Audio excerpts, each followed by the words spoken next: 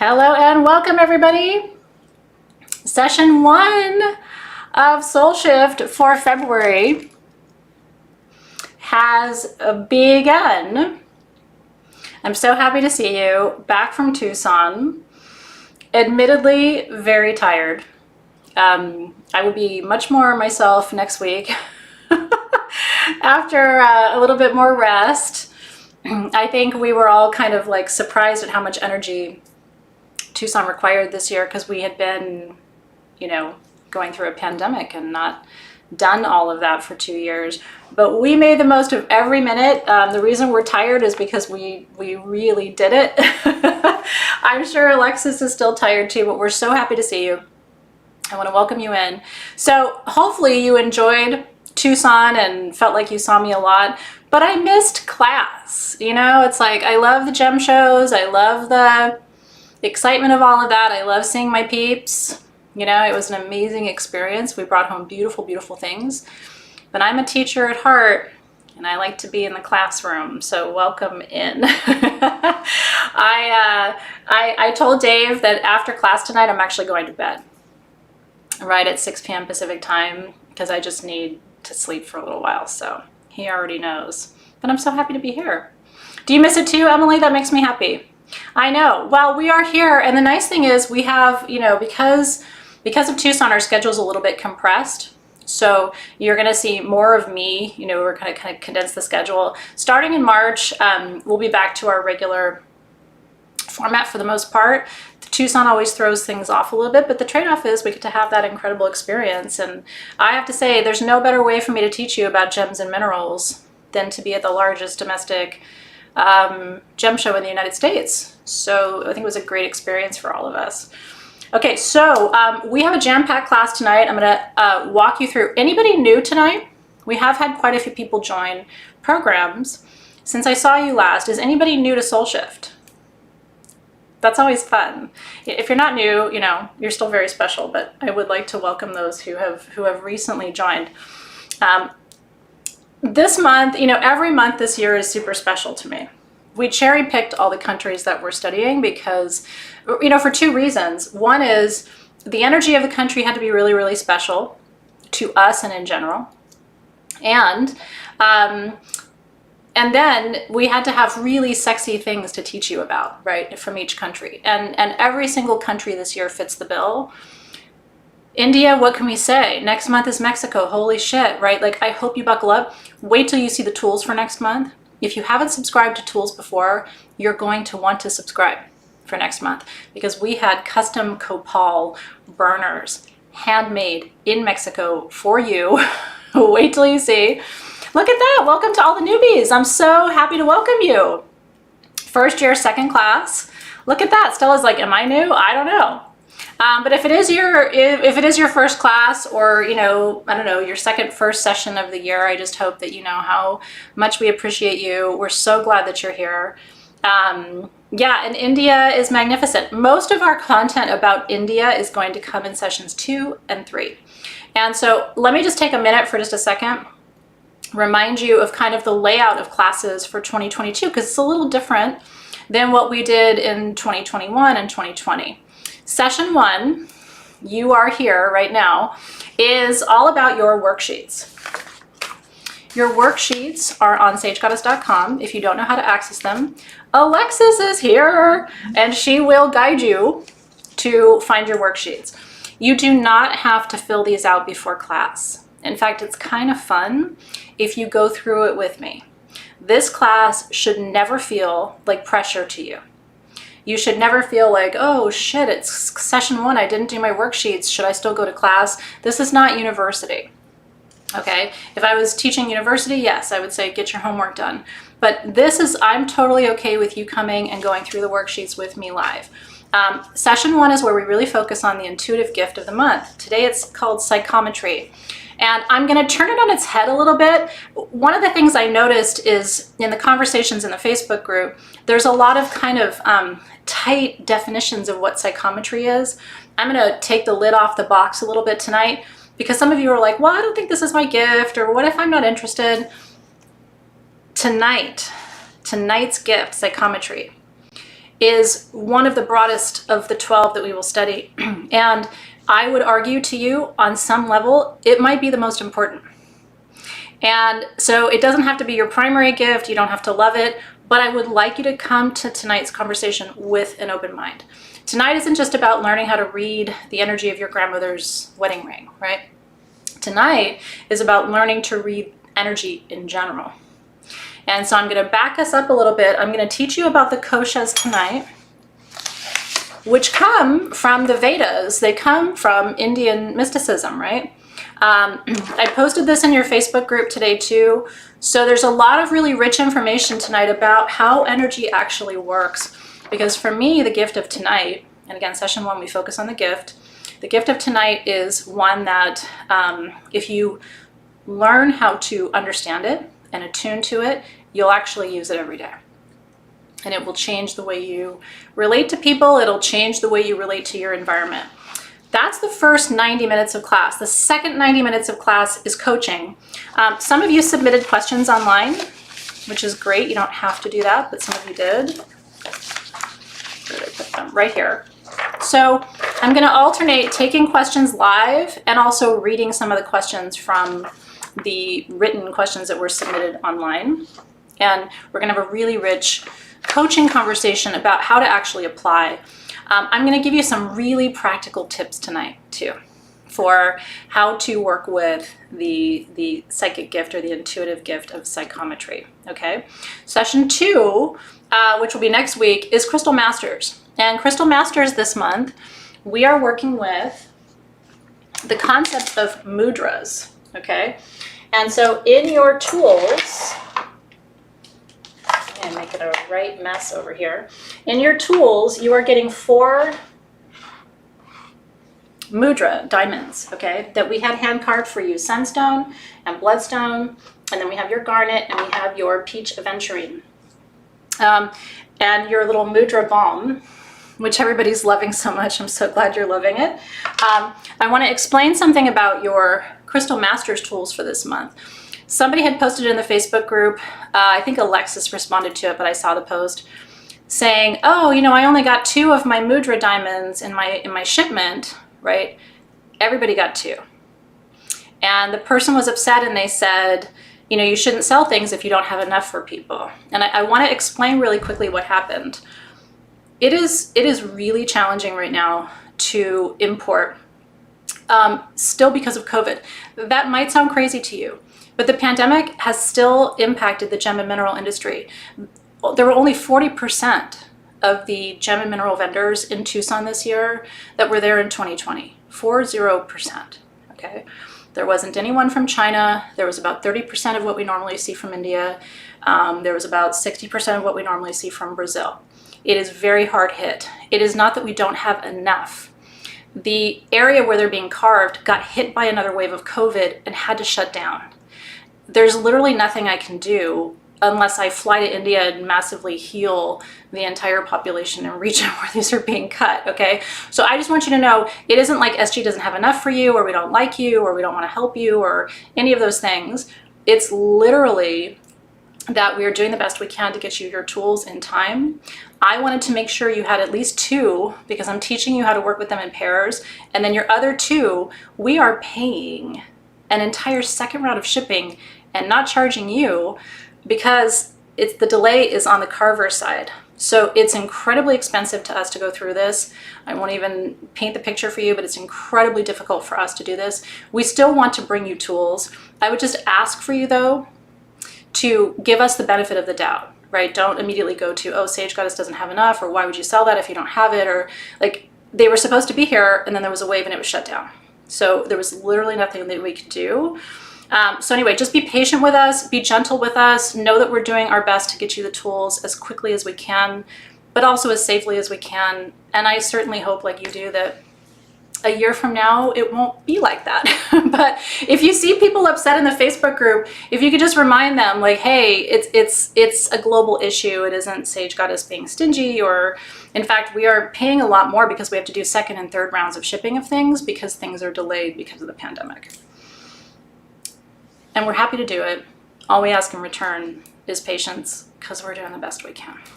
I know, you gotta roll. Okay, but your other tools for the month I want to show you, because we're going to be doing some really fun things with India this month. You also, of course, are getting your sticker sheet. A lot of you love it. It's new this year. If you don't love it, give your stickers away to somebody who loves stickers. I'm a sticker collector, so there's somebody in your life who loves stickers. Grew up in the 80s maybe, and we used to go to Lisa Frank stores and buy stickers off the wall. Anybody remember that, going to sticker stores? They don't have things like that anymore, but they did in the 80s when I was growing up. And so in any case, enjoy your stickers. This is your India candle. You have your Guardian incense, and I'm going to walk you through all of that in class tonight too. The kind of the star of the show this month is this. We are making chai together, and we're making sex chai. So we sent you an actual chai tea bag, and I'm very picky about chai. It has to have black pepper in it or it's not chai. Traditional Indian, right? And so we sent you a chai tea bag, and then we sent you your cardamom pods. We're going to set intentions with each one of these, add them to our chai, and ceremonially drink it together. And this is all going to happen toward the end of the month. So we're doing chai ceremony together. I'll teach you all about chai, the healing properties of chai, the cultural lineage of chai in India, which is really important. Interestingly enough, Shram used to manufacture and distribute chai in India. Isn't that interesting? Like, interesting little connects. And then session 4, and of course you have your perfume. And then session 4, we are doing our stuffy. I do want to take a minute to talk to you about the stuffy if you got your tools. Some of you did not get tools, but want to do this with me. I love that. I love that you want to do this with me. And so I want to give you some tips and suggestions. I will tell you, what are you going to spike it with? We can talk about that. I will tell you, this is one of my favorite crafts that we've ever devised. Team SG and I were in a planning meeting, and we were like, are they going to think it's silly that we're doing a stuffy? And I was like, they all know I love stuffed animals. I have them up here on my bed. Some of you have sent me stuffed animals that I sleep with every night. I'm still a little kid at heart. There were different colors. If you want to do this and you didn't get the tools, first of all, get yourself a stuffed animal, and then just that you love, go on Amazon. There's so many cuties waiting to be adopted, right? Cut a little hole in it with your scissors, honey. And then get yourself a couple pieces of fabric. And that way you can do session 4 with us, okay? You're gonna have to plan ahead. As far as I know, and Alexis, I tagged you in the group, I don't know if you saw it, to ask Brooklyn if we have any more of the stuffies separately. So I don't know if you had a chance to see that today. And Alexis and I have been so busy, we haven't connected today, but I did make a little note there. So Alexis will keep us posted if Team SG has any additional stuffies available. If not, and I don't think they do, get your own snippety snip, okay? And then what we sent you, in addition to your empty stuffy, we sent you 3 little fabric squares, okay? And there's fantastic suggestions from you guys in the group about alternate ways to do this. You guys are so helpful to each other. There's a bunch of posts in the Facebook group saying, I didn't get the tools, can I still do a stuffy? Here's what I'm doing, try this. Here's a suggestion. So if you haven't looked in the Facebook group for inspiration yet, you're gonna find some really helpful tips. You don't have to buy fabric squares. Take an old t-shirt, right? Cut it into pieces. What I want you to think about now, because this is happening in session 4 at the very end of the month, but you need to plan in advance, okay? If you're gonna do it, and no, don't buy filling. Do you know what I'm gonna fill this with? One of my mom's shirts. You know, my mom passed away in August and I kept some of her clothes. I'm gonna put one of my mom's shirts in here because it still smells like her. I'm gonna put one of each of the kids' t-shirts from when they were babies, because I still have those and they still smell like them when they were babies. Everything's been kind of sealed up. And so you can buy filling, but why do that? I'd much rather have you take an old t-shirt or your beloved's t-shirt, or your, you know, a loved one you've lost, or one of your baby's onesies, you know what I mean? And use that as filler. It's gonna be much more meaningful than like stuffing it with fiber fill or whatever you're gonna find online, right? Okay, so be creative. Don't go buy things. A lot of times there's DIY options that don't cost you anything and actually have a lot more meaning than stuff that you would buy on Amazon. Okay, that's exactly right. And then cut up an old t-shirt of yours. Okay, the intention with this, and the reason I'm telling you about this tonight, is I want you to give or send these 3 to people whose energy you want in the stuffy. I'm giving one to my dad, and I'm giving one to each of my kids. And I'm asking them to sleep with it, hold it, kiss it, put your cologne on it, set an intention, you know, and feel the vibration of it. And then I'm going to take these and put them into my stuffy. So we gave these to you to kind of spread around, choose the people whose energy you really want inside of this treasure that you're going to have, and then put that inside. And if you didn't get the tools, easy peasy, cut up an old shirt, go grab a dish towel out of your kitchen.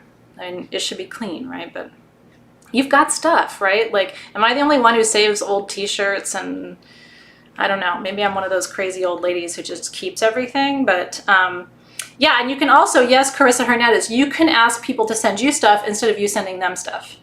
So you can call your brother in Idaho and say, hey, you know what? I'd really love to have your energy on this thing that I'm making. Do you have an old t-shirt? Can you just cut a piece and send it to me in the mail? They can fit a piece of this in a business envelope and hardly any shipping to get it to you. Yeah, and yes, you can send fabric squares to me if you want. What you'll want to do is send it to Sage Goddess. Okay, that's 21010 Figueroa Street in Carson, California, 90745. Attention, Rachel Acker. I will kiss it and lick it and put my patchoulis all over it. And if you send it to us, though, we will have to create a manual order and you'll have to pay shipping to return it. Because unfortunately, if 500 of you send them, that can end up costing a lot. So for us, if you want me to return it to you, we'll have to create a manual order and have you pay for the shipping to return it, if you're okay with that. If you don't want to do that, I totally understand, but they could get kind of crazy. So, but Sage Goddess is here for you. Rachel is my dear, darling assistant. And I will come into the office, do ceremony with all of them, bring my Athena's patchouli and hug and snuggle them and keep them in my office. And then I'll send them all back to you with love. Yeah, if you want to send a prepaid envelope, that'd be fantastic. I mean, you guys have all the good ideas. Yeah, Rachel Acker is my assistant, A-C-K-E-R. So if you ever want to send something directly to me, to Sage Goddess, a lot of you know this because you've sent me letters and things, but if you haven't done that, Rachel Acker. You can always send things in care of Rachel Acker to Athena, care of Rachel Acker, and everything will get to me.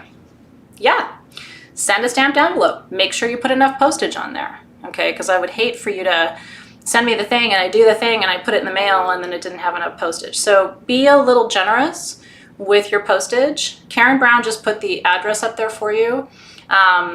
It won't hurt my feelings if you don't send me one, so don't feel like you have to do that. But really thinking about whose energy you want in your stuffy. Now keep in mind, if you got the tools, my energy's already on it.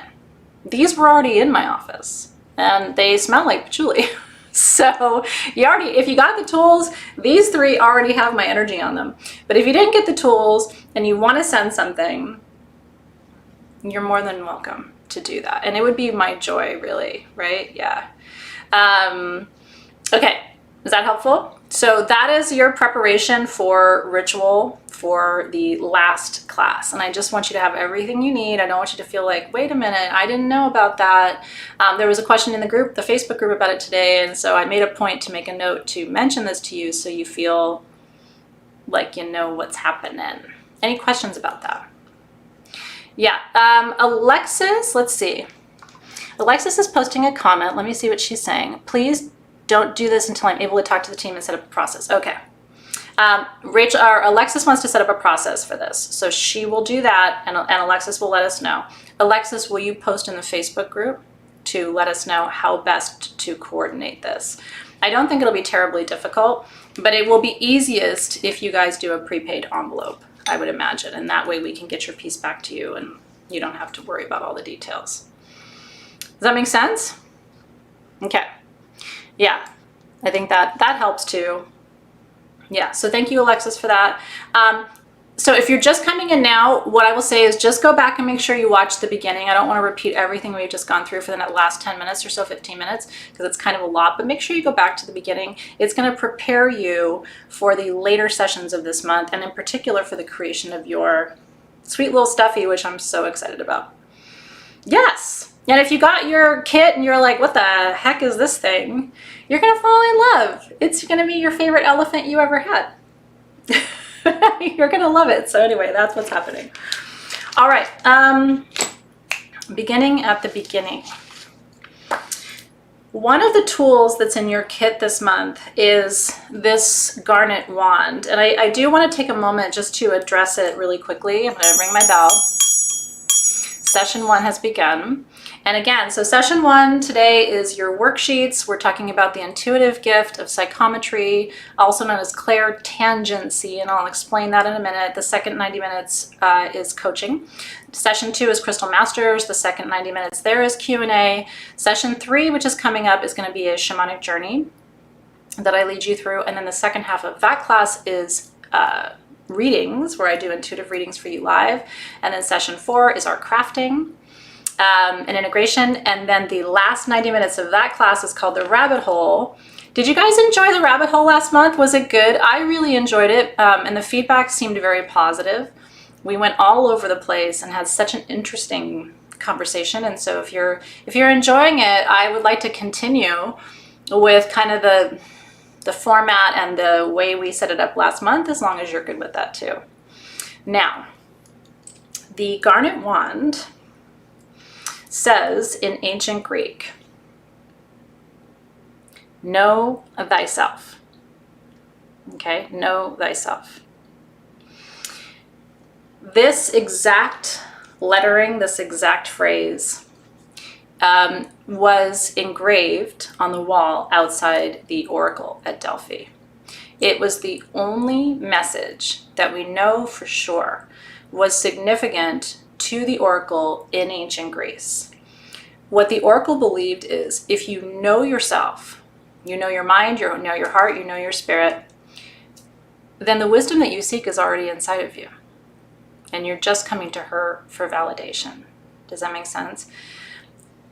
That's why I wanted you to have this piece. So we have these custom made for you. I'm going to put mine on. I'm going to invite you to do the same. You're going to see me wearing this all month long. I'm pretty obsessed with it.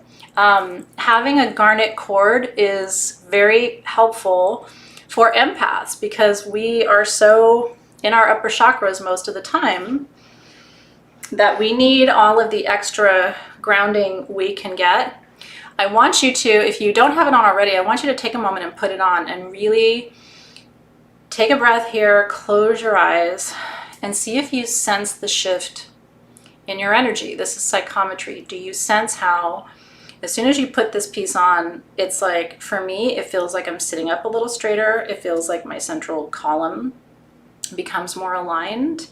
I feel an immediate connection to my solar plexus, sacral chakra, and root chakra. So all of my energy focus is now down. It sits right at,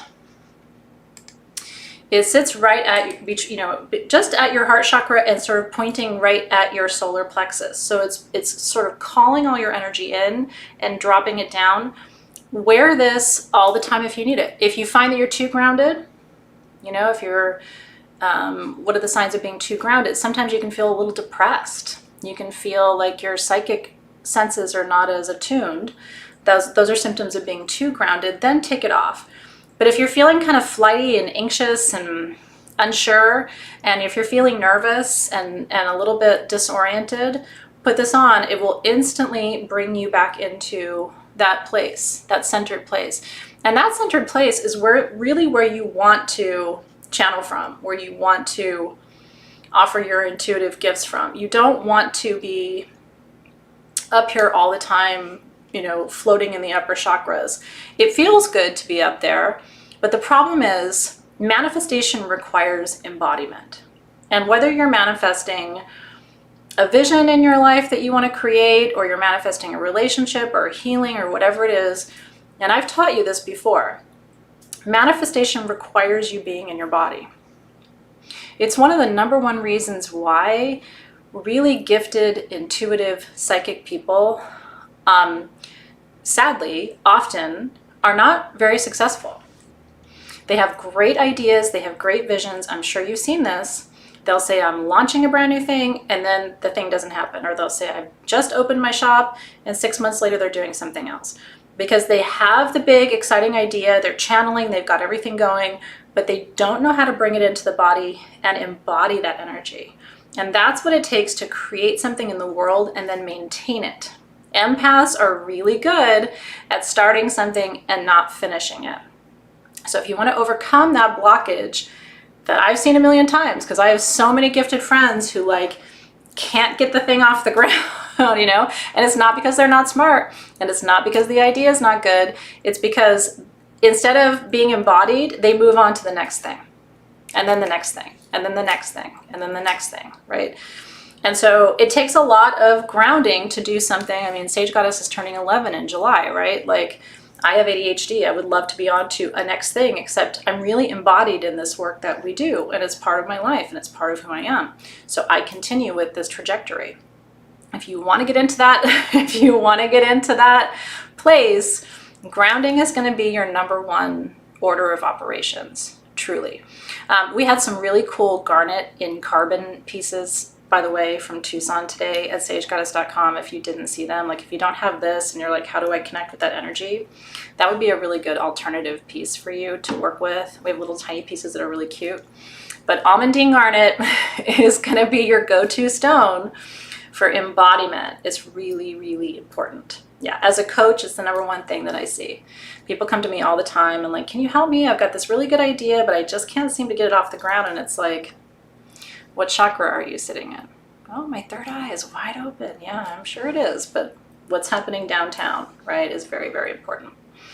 Okay, so that's the lay of the land for the month. Your primary content about India, and a subject I'm very excited to bring to you, which is teaching you about the Risis, R-I-S-I-S, who are the seers of ancient India.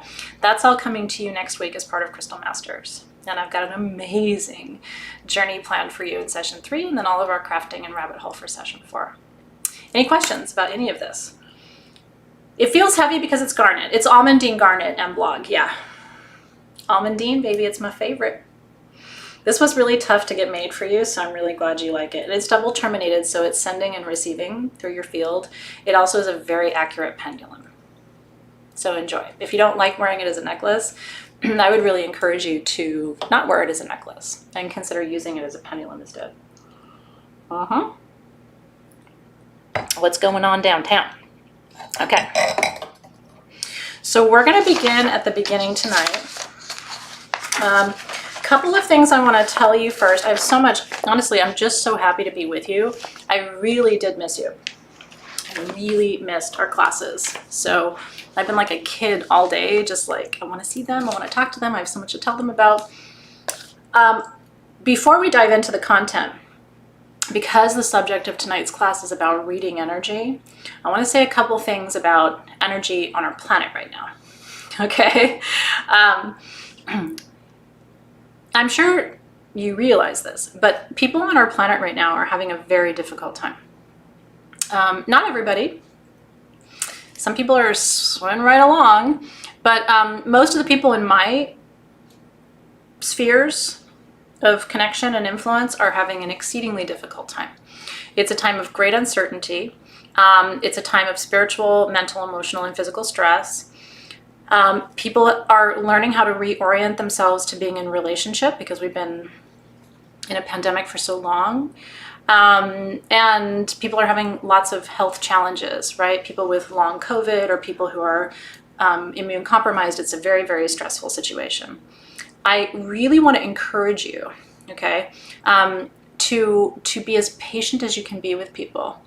In our Facebook group, sometimes people will post things that are funny, you know, just to kind of raise the vibe. And I've had a couple people say, well, that's not related to class content. You're going to see things in our Facebook group sometimes that are not related to class content. If you want to focus on class content, you'll want to look for the SGAP hashtag or just kind of scroll by. If there's something and it's kind of a joke and you're like, I don't know if that's funny or whatever, just kind of give yourself permission to move past it. If you're seeing heavy posts from people, please pray for me, please hold the space. I also want to encourage you to be as compassionate as you can be right now. In my practice, I don't turn people away. You know what I mean? I don't say, well, that's too much, or you're too heavy for me, or that's not raising my vibe, or I can't, I don't want to see that, or whatever. I don't have the luxury of telling people that, because I'm here to work with everybody and meet them where they are and try to move them toward a shift, right? A different perspective, a different experience. Please practice these things in our community, because it may seem that people are very needy right now, or they're really going through a lot, but the reality is that's where our planet is. Our community is kind of a microcosm of the macrocosm, right? And I think as a healer, if we can't hold space and be compassionate for people, then we at least have to practice discernment and move on. You know what I mean? Like, those are your two choices. You can be gentle with people and kind with them, or if you don't have that to offer, just kind of scroll past and look for what you're looking for. But I will tell you, I am here to serve you. I am here to meet you where you are. If you're having a hard time, I'm not going to tell you everything's going to be okay and paint rainbows for you. I'm going to try to slide right into where you are, see what the energy is, and then help you shift it. But it's not enough just to say, well, I don't, too much for me, right? You have the incredible intuitive gift of being able to move on. And I really want to encourage you to do that. Yeah. And know that those who can hold space for you will. You know what I mean? There are people in the group who are here for that, to be compassionate. And you can hold space for people and be compassionate without taking on their stuff. It doesn't mean you have to be responsible for it. It doesn't mean you have to fix it. Nobody really expects you to fix it, right? They just want to be seen. And they want to know that they're not alone on this planet. And it's a lonely time right now, right? So let's be as gentle as we can be. And I appreciate that in advance. I really do, because I see both sides. But I think, especially given our focus this year and trying to practice our gifts, it's very important. Now, I want to teach you something tonight before we get into our worksheets, because it's actually going to set the stage for the entire rest of our class this evening. Okay, and I posted this in the Facebook group today. And just so you know, for the next half hour, 45 minutes, I'm not really looking at the feed, because I really want to focus on teaching you. I will be looking more at the feed during the Q&A portion of tonight's class. So if you're commenting and I'm not responding, it's because I'm here. But Alexis is in the feed, so if you have questions or concerns, she will be able to help you directly with that too. That's right. Okay, it's a lonely place right now. And people are really honest with me, right? Sometimes people are honest with people, not honest with people. For better or worse, people tell me the real shit. And it's real shit right now. For a lot of people. So I don't think it'll always be like this, but if you can learn, and I'm going to teach you tonight how to be present to people and loving without taking on all of their problems, and it will liberate you. Because it's not just soul shift, right? This is probably happening with your cousins or your aunts and uncles, your nieces and nephews, or your kids, right? Or your parents or whatever. You probably are having some experience of this that isn't even related to our class, right? So I want to teach you how to do this so that you can practice these skills in your life more generally, and also create a sustainable path to being a healer. Because if you take on everybody's stuff, you're not going to last very long, right? That's too much. And you're not even here to do that, right? It's not good for you. It's not good for your skin. Don't take on people's stuff. It's bad for your skin, honey. Okay, this is called kosha. Kosha is, the word kosha in Sanskrit means like a sheath or like a protective layer, okay? And there are 5 koshas. This comes from the Vedas, okay? And the Vedas, I'll teach you more about the Vedas next week. The Vedas are really the oldest spiritual text on the planet, and they were written by who? The Rishis. The Rishis were the poets, the ancient Indian poets who channeled the Vedas. From the Vedas comes Ayurveda, yoga, right? The chakra system. So many aspects of our metaphysical work come from the rishis and ancient India and the practice of these traditions that were channeled and written in what are called the Vedas. Okay, and so from the Vedas also comes this concept of the koshas. Don't read too much, look at the picture, okay? You have different aspects of you, what are called subtle bodies, okay? And so I'm really starting at the beginning. You might already know a lot of this stuff, okay? But I still want to take you through it. And for those of you who don't know it, I'm so excited for you to experience it, because it is a key to unlock a door that's going to change the way you relate to your own energy. And if you teach this to people in your life, it's going to do the same thing for them. I'm teaching my kids this right now. I sat them down yesterday and showed this to them. I'm like, I'm teaching my students this, and I actually think you should know it. And Nick was like, this makes a lot of sense to me. I was like, oh, good. Okay. This is, there's a picture of this in your Facebook group. I'm sure Alexis will put it in the classroom too. And then, but you know, just for now, just watch. You don't have to take notes because we're taking notes for you. So everything, you, me, is made of energy, right? The tree outside, the hummingbirds, your crystals are all made of energy. What does that mean? Energy is, when we say it's made of energy, everything is composed of atoms and molecules, okay? And if you study the Hermetic principles, which I've taught you before, which are the foundation, the building block principles for how this universe works. They come from Egypt. Many of us believe they were Atlantean, okay? And you can read about the Hermetic principles if you haven't taken my classes on it before. One of the Hermetic principles is the law of vibration, that everything vibrates, everything is in motion. And that law tells you about the nature of physics, okay? What we're talking about right now is not woo-woo, it's not metaphysics, it's actual physics. It's physics that you would learn in college. This is quantum mechanics, okay? I'm not gonna take you too serious deep into this, but it's all related to our psychic gift for tonight, which is psychometry. You have to understand this first for that to make sense. So everything is composed of energy, right? And so those molecules and atoms are vibrating. They have a frequency, everything does. Your atoms and molecules have a vibration, the atoms and molecules of your crystals have a vibration, the atoms and molecules of my two little hummingbirds that are outside right now have a vibration and a frequency. We're able to connect with people, places, and things easily when we share a common vibration or frequency with those things. It is harder to connect with people, places, and things when our vibration and that vibration is dissonant, right? There's resonance, which means we're working together, and there's dissonance, which means we don't vibe, okay? And it's one of the reasons that people will say, oh, you know, have you met her? I love her. And somebody else will say, oh, I don't know, I didn't really connect with her. It's interesting that you loved it because that's vibration, okay? So what we learn from the Vedas and from the koshas is that you have, and you know this already, you have an aura around you, right? 12 inches outside of you is your auric field.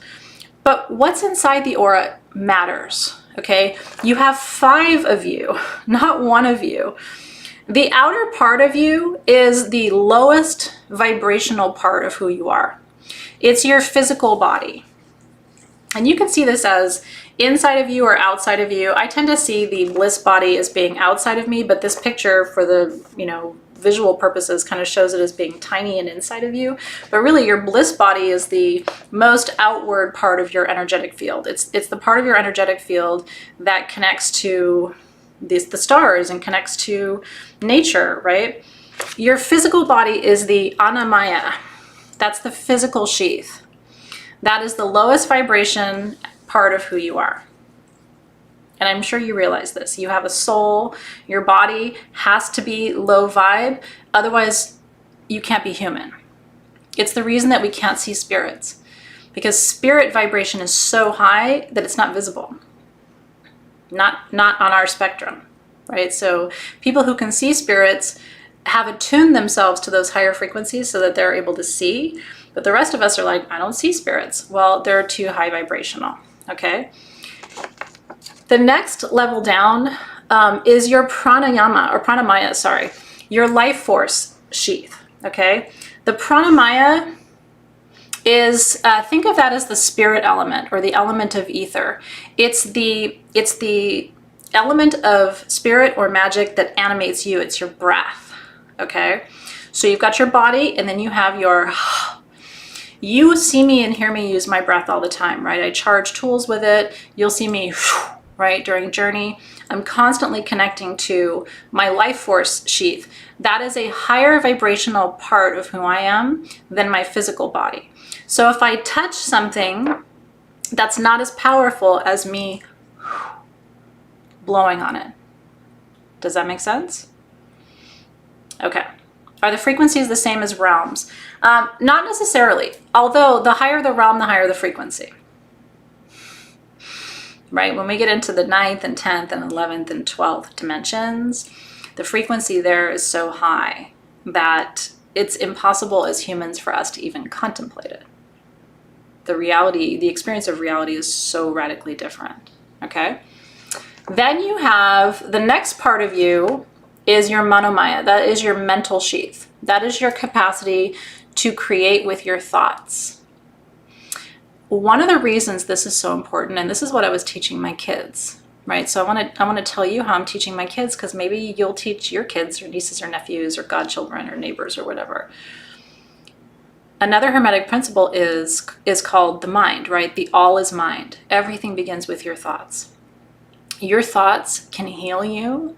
Your thoughts can destroy you. Right? I mean, can't you? I have worked myself into an absolute frenzy before just with my thoughts. Just by going down worst case scenarios, what if, and I can actually create a massive panic attack. It's one of my special gifts. I can create an actual panic attack with my thoughts. Can't you? And I've done it before. You'd be impressed. And then you stop and go, I just made that whole thing up in my mind. And then you stop that, right? Because you realize that your thoughts can create a reality. And if you're not careful, they can create a reality that you don't want, okay? So you have your body, which is very dense. You have your breath, which is lighter. You have your thoughts, which are superpowers, right? And they can either, I mean, if you sit and think about being sick and go online and research being sick and all that stuff, have you ever noticed, like, all of a sudden your health changes, right? Like, you can manifest these things. It's not fun, and you have to train yourself. This is very, you know, in Buddhism, one of the greatest gifts of the Buddhist tradition for Western practitioners, in my opinion, is this concept of training your mind. If you don't master your mind will master you. So who's in charge, right? And regularly saying to yourself, we're done with that. We're not going to keep thinking about that same thing over and over again. We're not going to assume the worst case scenario is going to happen, right? And switching the screen. It's very important, and this sort of reinforces it, that your mental sheath is another layer of your consciousness. If you use it for good, it can be a force for good. If you don't, it can destroy you. It can cause anxiety, it can destroy relationships, right? All of a sudden you start thinking, you start acting differently and like treating your partner badly and stuff because you're making assumptions, and you know, it's like, flip that, clear that, release that, right? Would a positive affirmation be under Manomaya? It would, yeah. I mean, if you know, I am healthy, I am strong, all is well, I feel peace, I'm connected to all that is, right? And replacing the more destructive thoughts with more constructive thoughts is an important practice. Now, after this, we have what's called the Vijnanamaya, the wisdom sheath. This is your intuition, okay? It is the second most powerful force or source of protection that you have, according to the Vedas, okay? So your capacity, your wisdom, your intuition, your inner knowing, your gifts are one of the most important aspects of your energy field. And so that's why this class that's why I designed it, that's why I created it. I'll never teach this class again. I don't repeat content, but I thought it was really important for this year because learning to cultivate your wisdom and your intuition is probably the most important thing you'll ever do. And also learning that you have wisdom and intuition that you may not even be familiar with. Like, oh, I didn't know that was wisdom, or I didn't know that that was a gift, or I didn't know that that was my intuition, right? Awareness of all these things is very, very, very powerful. And then the last piece of this is called the bliss body. The bliss body is sort of the culmination of the activation of all of these other energies, right? It's integrating your wisdom with your breath, right? It's integrating the embodiment with all of these aspects and pulling them into one, which leads you to this ascended state. You're still human, you're still alive, you're still functioning on the planet and in relationship, but you have moved beyond the monkey mind, you've moved beyond just focusing on the physical. One of the things, and one of the reasons I posted this in our Facebook group today, is I've noticed a lot of people focusing on the physical sheath. You know, please hold space for me, my body hurts, or, you know, I'm worried about this in my body, or, you know, my aunt is not feeling well, or it's all focus on body. Look through the Facebook group. You might see the same thing I was seeing. And I thought, what's happening here? We're not focusing on the other koshas. And if you notice in your own practice that you're focusing on the physical primarily, that should be a ding, ding, ding to you. I've got to look at the other koshas. I'm focusing on the lowest and slowest part of who I am. And I'm not saying not to think about your body, right? And not to think about your health. But sometimes focusing on the body and focusing on your physical self at the expense of the other parts of who you are, in a way discredits you, right? In a way it doesn't acknowledge that you actually have the capacity to heal yourself. You have your breath, you have your gifts, right? You have these other sheaths of awareness. And I want you to, and you have your thoughts, right? You have your thoughts that you can use in a positive way, right? I want you to give feedback even to people in this space and say, right now you're in the Annamaya, right? But where is the bliss body? Where is the mental body? Where is the breath body, right? Where are these other aspects of you? Are they dormant? Can you tap into that? What would it look like for you to view this challenge in your life? Not physically, but to look at it mentally, to look at it spiritually, to look at it through the lens of your life force, right? It will give you perspective that you may not have right now. But it's also an indicator. This should be a like ding, ding, ding, I'm focusing on the body. And I have to shift that, right? One of the ways this showed up for me too is having kids. You know, I had my children back to back. Nick was 9 months old, I think, when I got pregnant with Zoe. And that was because of my age. Dave and I waited a long time to have kids, and I was getting older. My doctor was putting a lot of pressure on me at the time. Which is weird. I was only 35 when I had Zoe, but even 13 years ago, that was considered kind of older. So I had my kids really close back to back. I was either pregnant or nursing for 4 years, right? It was all body. And I was going through postpartum depression, and I had body image issues, right? I didn't feel as attractive. Like I barely got my body back before I was pregnant again. And it was just like, what I noticed about that time is that my vibration was really low, because it was all about my body and my body in service to these children, and my body not feeling comfortable in my body, and body. I went through a conscious process of going for 2 years without focusing on my body, just focusing on my thoughts, my spiritual being, my bliss body, trying to get into this higher vibrational state. And then my entire relationship with my body shifted. As long as I was focused on my body, I couldn't heal it. I had to move into the other koshas in order to reimagine my relationship with my body. Does that make sense? So that's why I'm sharing this with you. If any of this is resonating with you at all, again, I want it to be like a ding, ding, ding. I'm too much on the body. I have to get into these other koshas. Yeah. it's a real trip, right? And I mean, 4 years may not sound like that much, but 4 years is 4 years. That's like high school. You know what I mean? So it's very important for you to reflect on this. And like I said, I'm sure Alexis will put it in the classroom. This is already in your Facebook group. I did ask you to comment on the post if you see it in the Facebook group and share kind of your reflections on this too. Now we're going to transition to the worksheets. And I think it'll make sense why I wanted to talk about that first with you today, because it's so incredibly relevant to this concept of energy work more broadly. Okay, let me make sure I said everything I wanted to say about this.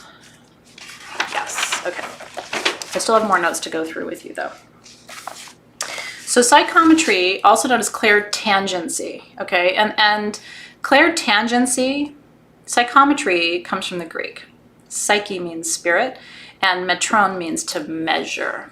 Okay, so the literal Greek translation of psychometry is to measure the soul, right? There are barometers, there are other kinds of meters, right, that measure different things, measure temperature, measure air pressure, all of these things. Thermometers, right? A psychometer is something that measures the soul. And so if you are a psychometrist, you are measuring the energy of a room, a person, or an object, a thing, okay? Some people teach psychometry as just like, oh, here's grandma's ring. I'm gonna close my eyes, somebody's gonna put it in my hand, and I'm gonna instantly know everything about my grandmother. and that is not psychometry to me. In fact, that to me feels like carnival kind of trick, okay? It's like, I'm sensing that your grandmother wore white or something. You know, it doesn't feel real to me. Psychometry is much bigger than that. And clairtangency, which is the other name for it, think of the word tangible, okay? Clairtangency means clearly felt. It's tangible. It's real. You can touch it. Psychometry, and you're talking about exactly the same thing. Now, what's interesting about this, really interesting about this, and hopefully you find it interesting too. I've studied over, the last 25 years with so many teachers, okay, and I've read, I think, probably every book on psychic development there is. Most of them are very bad. And I've also looked online and kind of seen what people talk about with psychometry. I don't encourage it. It literally, every single video or anything on YouTube or Instagram or whatever is still this thing of like, grandma is here. I feel grandma. It is so lightweight and not interesting. Part of what I'm trying to do with you tonight is ground this in an understanding of the electromagnetic field. When we talk about psychometry, we are talking about becoming attuned to very subtle frequencies. We as humans, okay, we're dense, right? So, how many clients do I have where I will say, here's amethyst, and they'll go, I don't feel anything. And you're like, nothing? I don't feel anything. All right. Well, here's iolite. I don't feel anything. Must not be working. Right? I mean, how many times? We have to learn how to connect to subtle energy. When you put a crystal in somebody's hand and they go, I got nothing, they're expecting that crystal to poke them in the eye or wave hello to them or create a puff of smoke. They're expecting to be able to see, hear, right? Their human senses. They think they're going to see a magic creature in it. They're going to feel a wind bursting from it. And so when they go, I got nothing, you crystal people are nuts, right? It's like, well, you don't got nothing, okay? But your capacity to experience subtle energy may not be advanced yet, right? And so there's a process. I'm going to teach you how I do it. And it's an interesting question from Crystal. She's talking about being in an antique shop and getting overwhelmed. So this is a gift that everybody has. You have it, I have it, your neighbor has it, Doris has it. Doris will tell you, I got nothing. You crystal people are nuts. But Doris, if you sit with Doris and work with Doris, and if Doris can hear you, Doris would go, well, I got something, but it ain't much, right? At least we can get Doris like moved slowly down the spectrum. Okay. If you get overwhelmed in stores that have used or antique, you know, used or antique merchandise, that is a ding ding ding to you that you probably have a more pronounced experience of this gift than other people. Okay? Because when you go into, and it happens to me sometimes, it doesn't happen to me everywhere. I can go into some antique stores and I'm just fine. Other ones though, I feel like I can't breathe, right? It's like literally have to take a break and go outside. And I don't touch a lot of things when I go into antique stores, right? Because here's what's interesting, and I wanted to really give you this name. I was taught this concept by a different name, okay? Are you familiar with the concept of the law of contagion? This is where this gets real interesting for me, and I hope it gets interesting for you too. The law of contagion. When I was a college student and I took advanced physics, we learned about something called quantum entanglement. That's what I was taught, okay?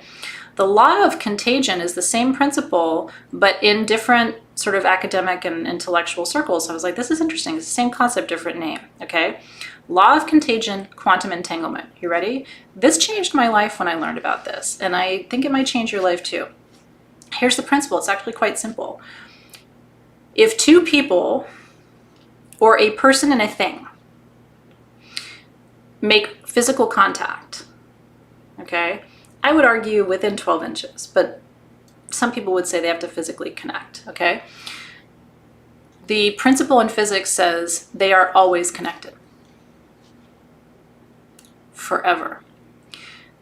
This, by the way, for me, is a huge argument for really being discerning with sexual partners. I always tell my kids, it's not just about getting pregnant. It's that you're going to be connected to that person forever. Do you want to be connected to Joe Bob forever? Life could be very long, my friends. And because the principle of quantum entanglement, or the law of contagion, teaches you, well, it's more than magnetism though. And it can be proven in physics, by the way. So this, again, this is not woo-woo, airy-fairy. This is legit, okay? Two objects touch each other, even if they're separated, no matter how far apart they are, they're still vibrating, and there is a link. They call it, oh, I didn't write down the phrase for that. They gave a very specific name to the link, but it is a link. It's an energetic link. It's a frequency link, okay? This is something you have to give consideration to. Now, this is, a lot of people say, you know, what they like about my classes is I teach you the what, but I also teach you the how. I don't just say, oh, everything has energy. How does it actually work? Because of quantum entanglement, the particles, your particles, and whatever you come into physical contact with are now linked. Can you clear it? Yes. This is what cord cutting, cord narrowing is all about. Now, I am not a fan of cord cutting, as you know. I will narrow a cord all day long, and I can teach you how to do this if you would like. We haven't really talked about it in a while. Because once a cord is cut, it's cut. And I've had experiences where I wanted to reconnect that cord, and you can't. You can reconnect a cord, but it's never the same. So I've had regret. I've had buyer's remorse of going to someone and having cords cut and realizing I really, and not just didn't want to cut the cord, I shouldn't have cut the cord. I still had karmic work to do, and that can have kind of a reverberation in your field, right? Yeah. Now, if you cut cords, I'm not going to judge you. You got to do you. I'm never going to judge you for your spiritual practices. But the way I teach is just a cautionary tale, right? Because sometimes we're linked to things, right? And we don't realize why, because we're human and our perspective on things is pretty limited. So we might say, you know, I had sex with Joe Bob. I don't know. I blacked out. I don't even like Joe Bob. And so I'm going to cut that cord. But if the universe put Joe Bob in your path, is there a reason for that? Like, was there karmic work there to do? Is this a soul contract thing? And if you start to feel the reverberations of that, that can be really challenging. So the answer is to all of your questions, you can cut cords if you want to do that. It's great. I don't do it, and I won't do it for you, but there are plenty of people out there for, you know, 50 bucks, 100 bucks will cut all your cords for you. You can cut your own cords if you want to. You can go on YouTube and watch a video and start cutting away. My only caution to you is, remember that this is a very intelligent universe, and it puts experiences in your path as learning opportunities. And when we bypass those learning opportunities, right, sometimes there are energetic consequences of that. So it's just something to be mindful of and consider, right? I've had Joe Bobs. I mean, let's just be real, right? I was a very playful person in my 20s, so, but I still didn't cut the cords. So just remind me, Alexis will help me. We can do a cord narrowing, you know, bonus class, or I can do a little video for you or something like that. So I'd be happy to do it. It's actually a very simple concept. But I don't want to take the time to do it tonight because we have a lot going on, but would be happy to do that for you as like a separate 15-20 minute little thing. And that way people who are interested in it can watch it. And then if people aren't interested, they don't have to. Okay, so tuning into the energy of objects, people, and places. Psychometry is the primary intuitive gift that's used in detective work, right? Finding missing people, missing children. If you've heard of people who, you know, find missing people, find missing children, they'll often say they want to go and get a blanket from the missing child, or they'll want to have a piece of clothing, or they'll like a stuffy or a lovey or something that was connected to that person, or they'll want to have a piece of jewelry because it's a time link, right? So they can feel through the energy of the thing that's so close to the person, kind of where that person might be. And that's a legitimate gift. Now, these are people who've really developed this skill. I have a friend who does it. She also does remote location, and she's worked for the government. So she's on the super DL, but you know, she can go in and give coordinates. She goes into a deep trance state and then can visualize other parts of the world and identify where there are different, you know, spy operations happening, and give, you know, latitude and longitude coordinates for, and that work happens in our government all the time. So there's a spectrum, right, of people who can't go into an antique store because they get overwhelmed, all the way to people like my friend who do remote viewing and very detailed location services for the government. Yes, they do, for sure, for sure. Okay, now, what's interesting about psychometry, from my perspective, in addition to everything else that we're talking about, is this. I actually think in the practice of developing your psychometric gifts, you actually develop all the other gifts at the same time, okay? Because here's the thing. You give me a ring, okay, and I do the protocol, which I'll teach you tonight. I have my own protocol. You're going to see 10 different people tell you 10 different ways to do this. But you give it to me and I do my work. I am not as clairvoyant as I am clairaudient and clairsentient. So I'm going to be more likely to hear something, feel something, as opposed to like see something visually, okay? Some of you are very clairvoyant. So you might hold the ring, right, and see all kinds of things. You're seeing circus animals and God knows what, but you're not feeling anything and you're not hearing anything. So people will say, well, I don't know if I'm really, you know, psychometric. I'm not sure that this is my gift because I felt something, but I didn't, you know, I didn't get like a big resounding message. That feeling, what you want to do is double click on that and see what you're feeling, right? Tune into it. What's the emotion? How might you describe it, right? And kind of pull it out of yourself a little bit. Well, I'm feeling cold, and I'm feeling a little anxious, right? Or I'm feeling isolated, like I'm somewhere and there's lots of space around me. Well, these are interesting details, right? So don't discount that. You might go, well, I don't know, I feel something, but it's weird. And keep asking yourself, so describe that and describe that more. Give me more adjectives. You know, if you were to paint a picture of that for me, what would it look like, right? All right, so we talked about law of contagion. Protocol, there's a lot of questions. So psychometry if we define it broadly, which I'm hoping you're okay with me doing that, not just taking grandma's ring and feeling grandma's ring, one of the most profound ways that you can work with this gift is actually by learning to read the energy of spaces. Now, I want to draw a distinction between energy of a room and energy of a geographical place, because that's a different gift called psychocartography. And we're actually going to be talking about psychocartography later in the year when we go to Africa in April, okay? Because I'm teaching you about the 31st meridian in April. Are you familiar with this? If not, buckle up. March and April's content is really sexy, and I think this month's content is really sexy, but you definitely don't want to leave Soul Shift before the end of April, because between this and Mexico and Africa, it's so juicy. But the 31st meridian runs through the entire continent of Africa. It begins at the North Pole and ends at the South Pole. And there's all the pyramids at Giza are there. I'll tell you all about that when we get there. But that is the reading of land. And that is, in my experience, kind of a different gift than reading objects, people, and energies in rooms, okay? Now, there's two ways to think about energy in rooms, and I teach you this all the time. There are people who absorb the energy in a room, they acclimate to it, and there are people who adjust the energy in the room. They change it, okay? Over my life, I've decided I want to be somebody who sets the temperature. I don't want to just be somebody who reads the temperature. If I walk into a room and the energy is very low and very dense, I want to have the skills to be able to raise that vibration. When I was younger, if I went into a room and the energy was very low, I just wanted to get the heck out. You know, get me out of here, right? Like, I used to be able to not go into hospitals.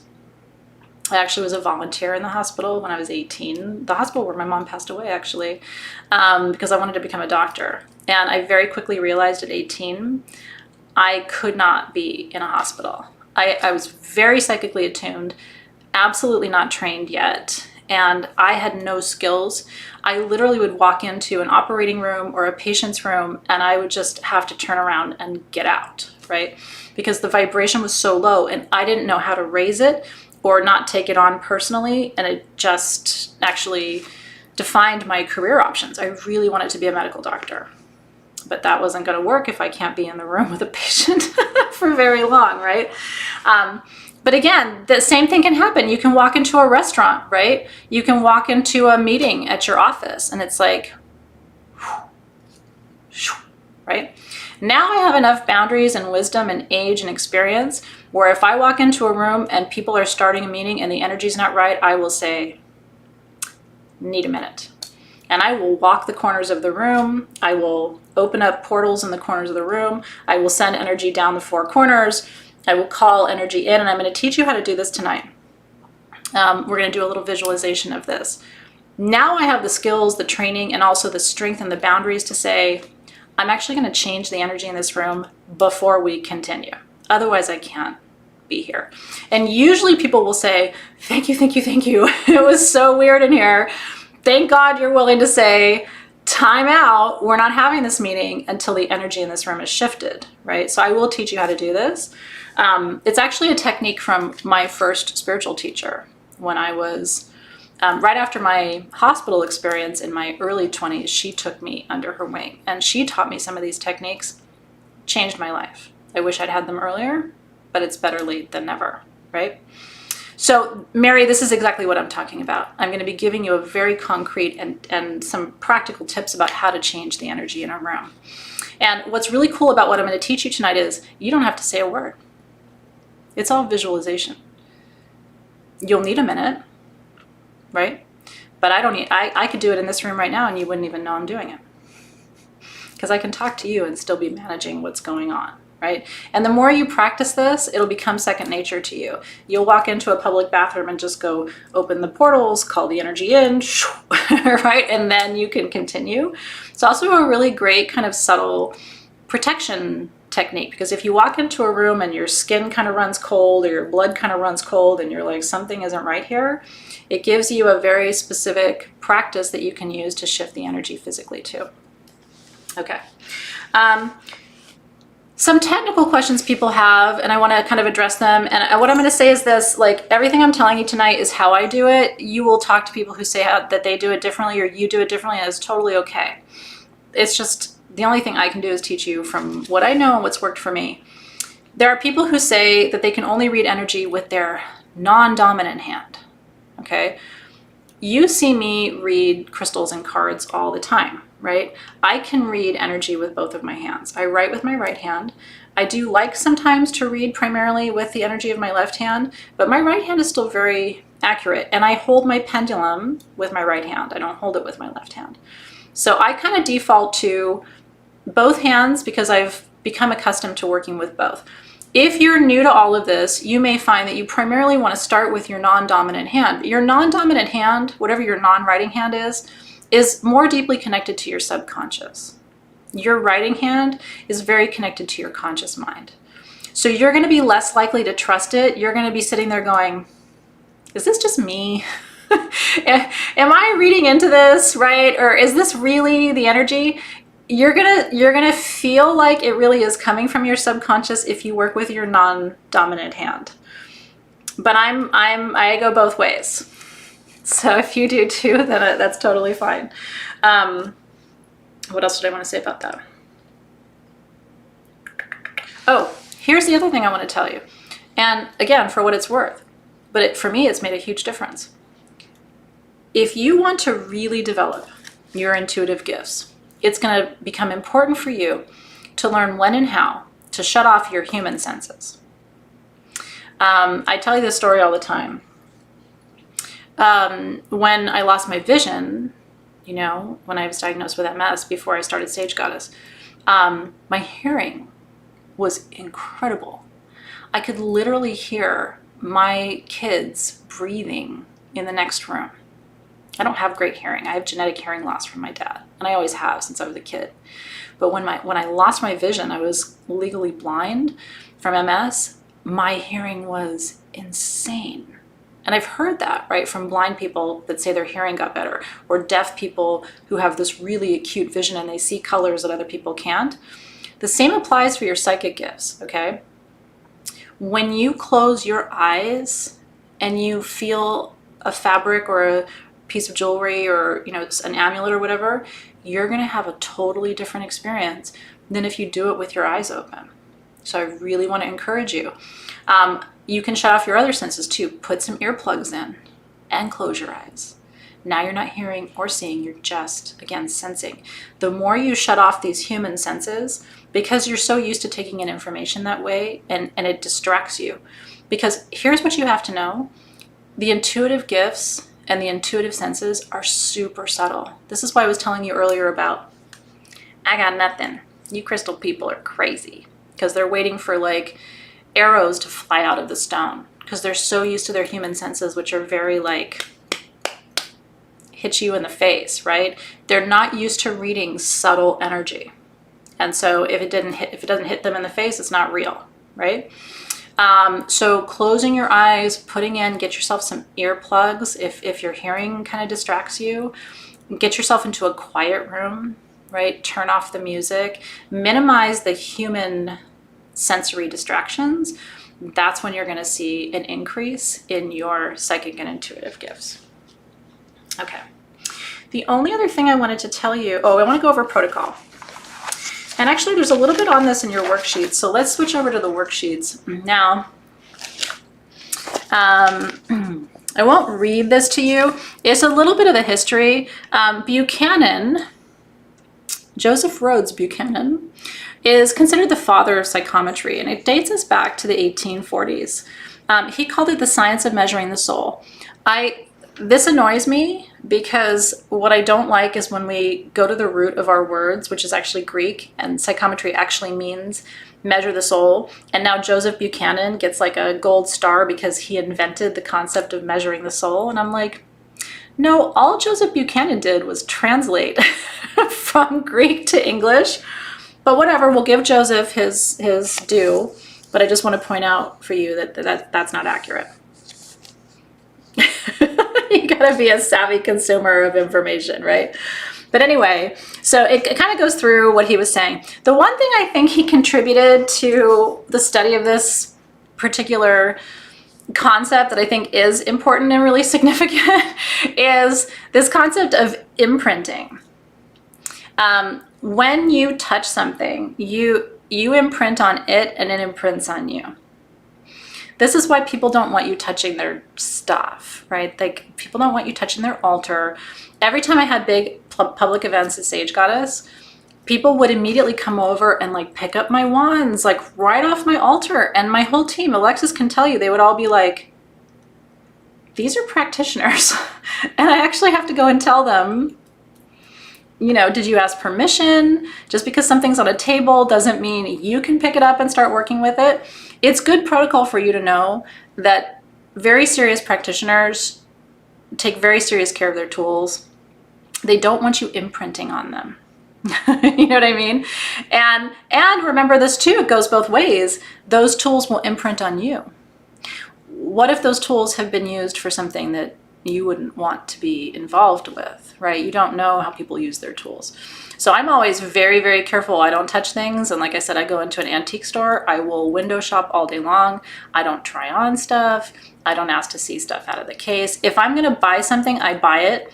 Sometimes I won't even touch it with my hands. I'll have the person take it out of the case. I will clear it in the car and then bring it into the house. But I am so careful. Even at Tucson, it's like there are whole booths that I won't even go toward because I can feel the energy coming off those stones. There's a whole booth in Denver. I won't say what it is, but in the 10 years I've been going to Denver, I can't even walk near it. And all it is tribal masks. But I've been told by my spirit guides every single time for a decade, do not go there. You do not know what those masks represent. Some of those masks have been used in ceremonies that are extremely destructive. I actually will, like, here's the booth. I make a whole like rotation around it. I don't even shop for crystals from the shops that are immediately adjacent to it because I don't want anything that's been in the field. Trust your intuition. Now, I have no data to support that. I can't prove that those tools would not be good for me, right? This is completely on my intuition. But every time I'm like, I do this whole thing around it. Team SG knows it too, which booth it is, because I don't want them to buy stuff from there and now it's in the thing and it's coming back to my warehouse and I don't know if anybody's smudging it, right? Oof. Okay, so on page 2, psychometry and the earth element. So there's a little quiz here. The quizzes are just to get you to really think about whether this is something that's already in your wheelhouse, right? And again, if it's not, it can be. This is a gift that everybody can cultivate. This is not something that is like, oh, super special people can do this, but you can't. This is one of the most open gifts, truly. So do you have strong energetic reactions? Do you feel connected to specific things for no reason, no logical reason, right? Yes or no? And then on page 3 is where I want you to come with me next. Oh, old dolls are crazy. Although, you know, what's really interesting is my mom was really good at psychometry. My mom was a very good channel. Didn't have good protocol, but she had real crazy good skills. And I have it in my bedroom and I have to have it made.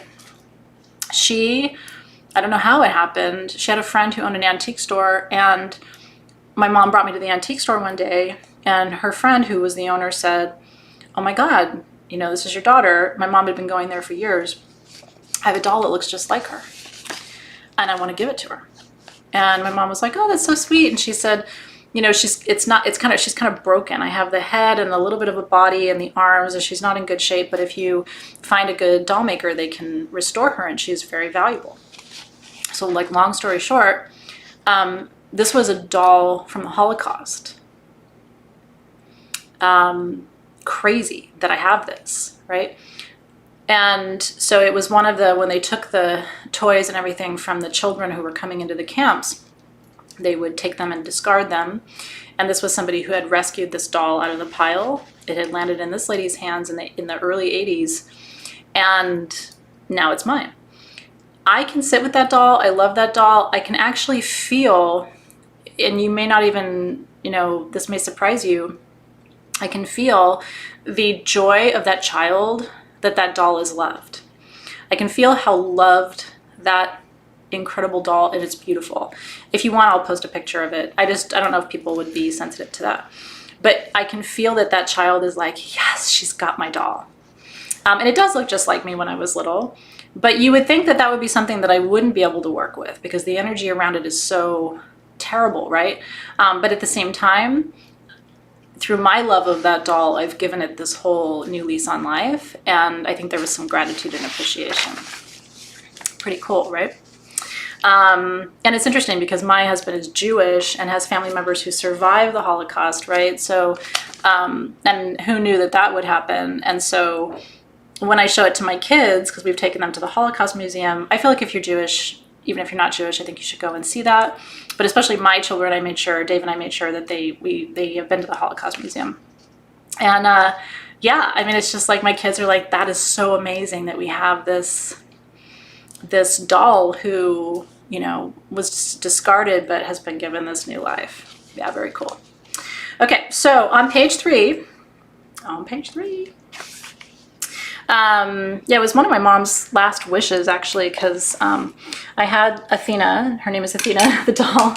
I had Athena fixed, or she had Athena fixed, and then she kind of fell apart again. So if anybody knows a really good doll maker, would you mind sending me a private message, because I actually don't know who to take Athena to have a body made for her. It doesn't, you know, I'm happy to pay whatever it costs. I just literally don't even know who to go to. So if you have a great doll maker, I would really appreciate a private message, because I feel like my mom would like me to have Athena fixed again one more time. All right, so let's talk about protocol. These are the 5 steps that we've given you. Create space, clear your mind, touch or hold the object, sense, feel, receive, and record. What I want to tell you is this. No, wait, you got to go. If you're in LA, you have to go to the Holocaust Museum. I mean, it stops you in your tracks, but I think it's important. I would encourage you to go. Okay. You're going to see people say you have to scrub your hands with soap. Some people are going to say you got to scrub your hands with salt and all these things. I don't think you do. I like to use white sage smoke. Okay, so I'm going to light a little bit here. And this is something you should do every single day, okay? Because again, psychometry is not like a party trick. You're already doing psychometry every single day of your life. You already did it today. You're going to do it tomorrow. This is something you're already doing. I just want to bring your awareness to it, right? So you want to light your sage, and you want to, practical tip number 1, sit until the smoke comes through all of your fingers. For me, this is the most important part. And this is the moment when I call my energy into present time, right? It's a chance for me to slow down, really being mindful that every part of my hand is clear. There's no soap and water on this planet that's more powerful for clearing energy than white sage smoke. So yes, you can, you know, wash your hands, but you know, if you want to do it the Athena way, you're just gonna use some sage smoke. Now, that is also twofold, right? I've cleared my mind. The next step is you want to raise energy, okay? Kinetic energy between your hands. So I do this by rubbing my hands together vigorously until they're warm, and then pull my hands apart. You should feel, and I'm going to close my eyes because again, it's easier if I'm not looking. You should feel like a thickness there, or like a tension, or almost like a gauziness, and if you don't feel it, keep rubbing. And you should be able to feel the energy a little bit more concretely than you can without the rubbing of your hands together. And now from this place, you can take a crystal or any other object that you want to read. I put it in my left hand because that's my non-dominant hand. I cover it with my right hand and just get still. And don't try to project or expect what you should feel, what you do feel. Just allow whatever comes to your mind, to your heart, to your spirit. It could be an image or a symbol or a sound or a scent.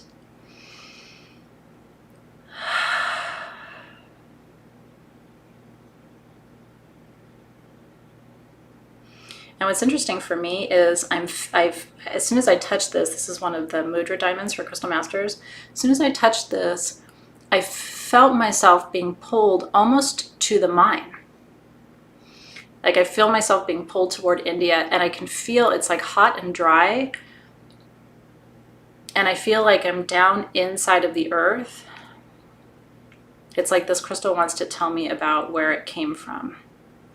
Now, one of the things you can do too, again, my sort of non-traditional methods for everything, remember that there's energy all over your hands. It doesn't have to be in the palm of your hand. You can actually play between your fingers because there's a matrix of energy that runs between your fingers. So try this if you have a mudra diamond, if you want to experiment. Like I feel it when I go between my thumb and my forefinger, and I feel it here and I feel it here. But when I go here, it's like 10 times as strong. Now, you could look at the meaning of the fingers. We're going to talk about the meaning of the fingers and the mudras and the elements too when we do Crystal Masters. So I don't want to get too much into this tonight because this is part of what we're going to be doing next time we meet. But remember that it doesn't have to just be in the palm of your hand, right? You can also bring it to your third eye and sense the energy there. You can bring it to your solar plexus. You can bring it to your heart, right? You can put it to your throat and ask what needs to be spoken. What does this crystal want to say? And then just say whatever comes to mind. Like the first word that came to me was time.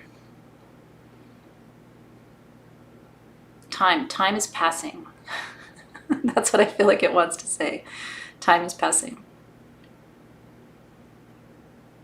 And I also feel it saying you have time. This is interesting, right? Do you feel it stronger? Interesting. Between, and you might feel it differently. You can also take it through your energy field, you know, up and down your arms, right? Maybe you feel something. I had a really terrible infusion, so I apologize for the bruise on my arm. I was going to wrap it up, but I figured, you know, it is what it is. But, you know, it's like maybe you feel something on your arms. Maybe you feel, I mean, I definitely feel it more on my right arm. It's almost like it's pulling the hairs of my arm up, then I feel it on my left arm. So we'll play with all of these things when we get to Crystal Masters. Okay, you guys with me? How far does your energy reach from your hands or body? 12 inches is a safe assumption. So again, as long as you're within 12 inches of your arms, your hands, wherever, any part of your body, above your head, below your feet, you're still in your electromagnetic field. And remember that your crystals and other people also have 12 inches. That's why we have this concept of personal space, right? I need my 12 inches, you need your 12 inches. And you're looking for those. If you want to connect with somebody, you want those fields to merge. You want to be within 2 feet of each other. If you don't want to connect with someone, all you have to do is take a big step back. If I don't want to connect with someone, I am not within 2 feet of them. I will take a big step back. Dave knows this too. Like we'll see people out or even at the show, like he'll see me take a step back and he knows what that means, that I'm creating space. Again, it's unspoken, not verbalized, but that's a practice I'm doing.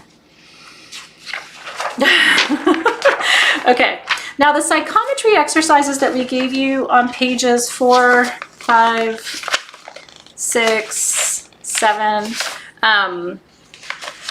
are just fun for you. You know what I mean? Just fun opportunities.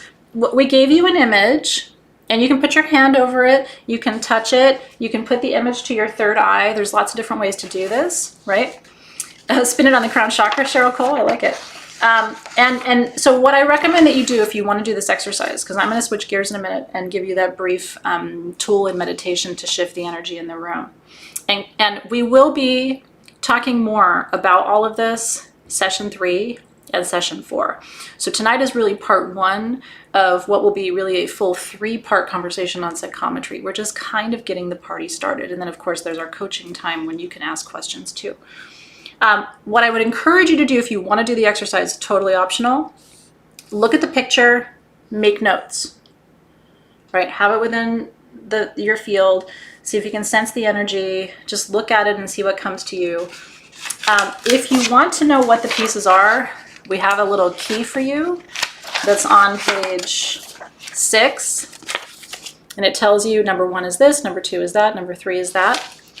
I would recommend that you don't look at that until you've done your analysis.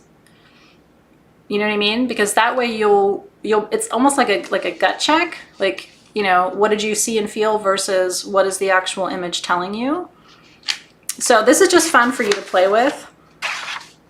And then at the end on page 7, it asks you, what were you most drawn to?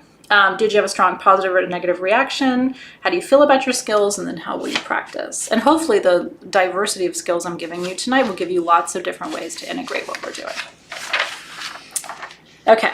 And then I want to point out page 8 is a little bit more about the stuffy crafting. So you may want to think about this before session 4. What's the intention for your stuffy, your guardian stuffy? What items do you want to put in there that align to the intention? You can put crystals, you can put oils on different things, you can, like I said, clothing from important people. What's the significance? And again, if you want to be gathering materials from people, it's really important to do that sooner than later so that you can get those things in your collection in time for the crafting session. Yeah. Okay, so I want to give you a practical exercise because, again, psychometry is the practice of reading energy from people, reading energy from objects, and reading energies in a room. Okay? When it comes to reading energy from people, if you're interacting or engaging with someone and the energy is, you can't tolerate it, what I recommend is what I just told you, create physical space, okay? If you are not within 48 inches of another human being, you're not technically in their field and they're not technically in yours, okay? So taking a big step back is one of the best energetic boundaries you can exercise because it's actually physics. So you are literally not entangling as long as you're not within 48 inches. So that's the number 1 most important thing. So that's how you can handle energies of people that are too overwhelming. If it's virtual energy that's overwhelming, close your computer, smudge your computer, right? That's an easier one to create physical space from. If you're in a room and you have to be in that room and it's too much for you, this technique that I'm going to teach you right now is my favorite. And again, you can do it anytime, anywhere. You don't need any tools and you don't have to say a word. So nobody even knows you're doing it, and yet you are changing, impacting, imprinting, shifting the energy of the room that you're in. Are you ready? Okay. So I want you to close your eyes for this exercise, but like I said, you don't have to close your eyes when you're doing this. You can leave them open. So if you really want to practice it without closing your eyes, you can do that too. And I want you to take a moment, call your energy into present time. And I want you to notice the energy of the room that you're in. And when I say notice, again, not just, oh, it's cold, oh, the window's open, oh, you know, not the obvious human sense thing, right? I want you to drop into your lower subtle senses. What's actually happening energetically in the room that you're in? And so I want you to sense, and you can use your chakras for this, right? What does your solar plexus feel in this room that you're in? Do you feel strong and empowered, or do you feel undermined and anxious, right? What does your root chakra feel? Do you feel safe and held, or do you feel afraid and like you want to run, right? What does your crown chakra feel? Do you feel peaceful and connected, or do you feel like there's disruption energies in the room or in the field that you're in? Right? And just kind of tune in to the subtleties, not using your human senses.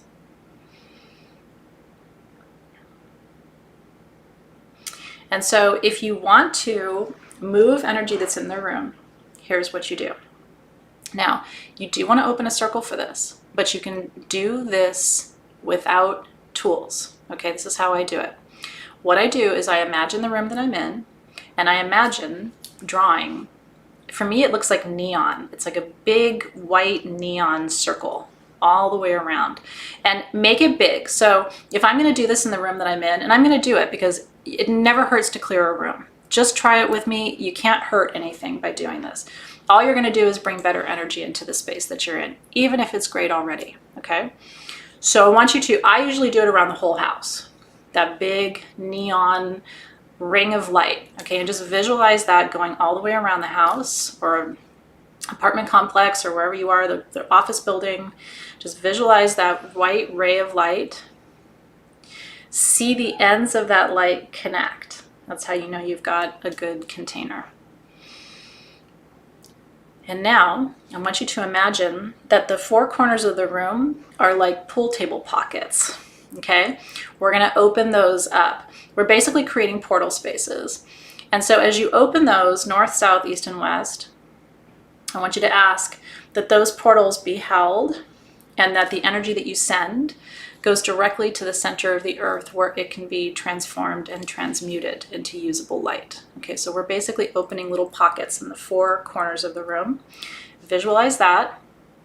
And you can almost imagine like the carpet like being pulled away from the wall, right? It's literally like a little pocket opening in each one of the corners of the room. And again, you don't have to say anything, you're just visualizing.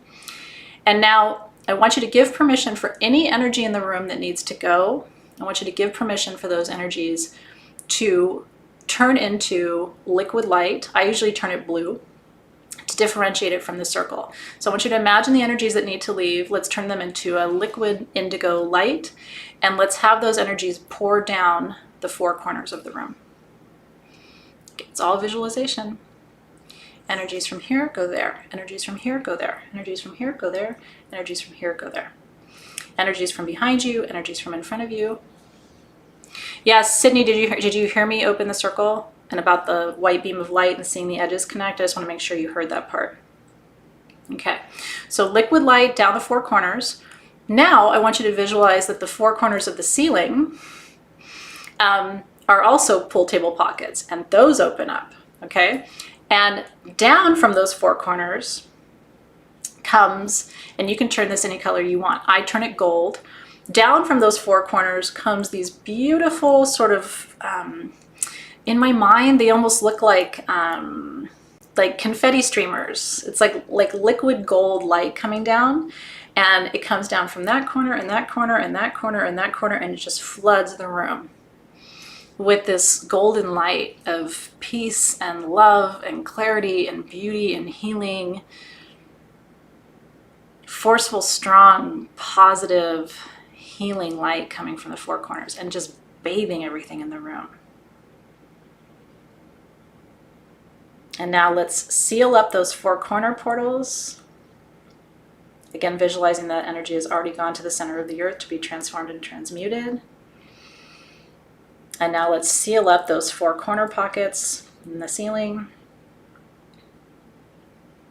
And once all 8 of those are completely sealed, now all you have to do is visualize that white beam of light that you did outside the whole house or building. I want you to imagine releasing it. So you opened it clockwise and connected. Now you're going to disconnect and release it counterclockwise. So here's what it looks like.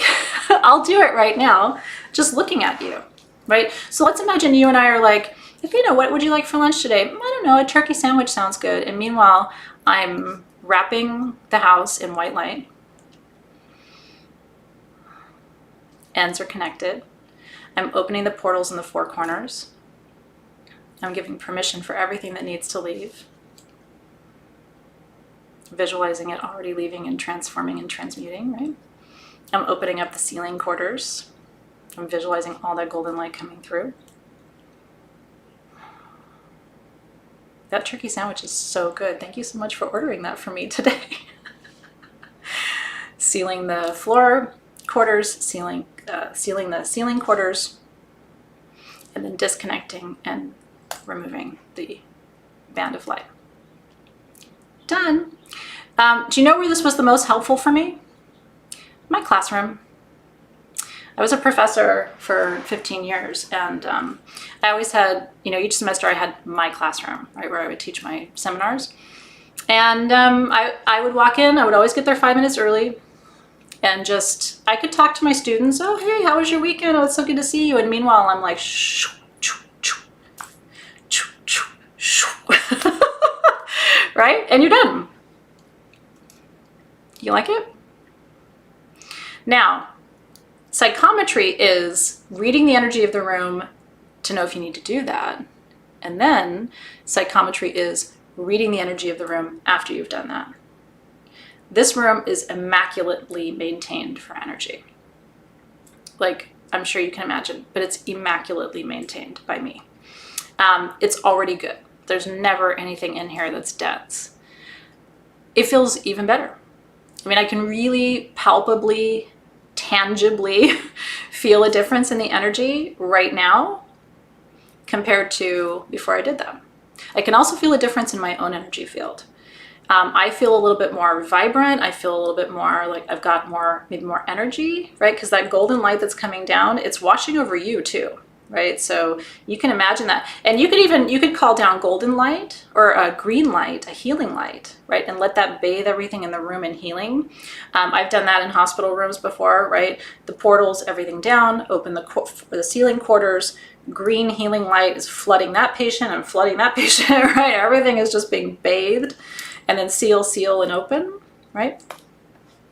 I always ask permission if, especially if I'm doing healing work, you know, if I'm just clearing a room, I don't feel like you need permission to clear a room, right? But I think when it's healing, if you're gonna call in healing energy, but like, I remember my mom was in a room with somebody else and I was gonna do it for my mom. And I asked the woman, I'm like, I'm gonna do a little healing energy work.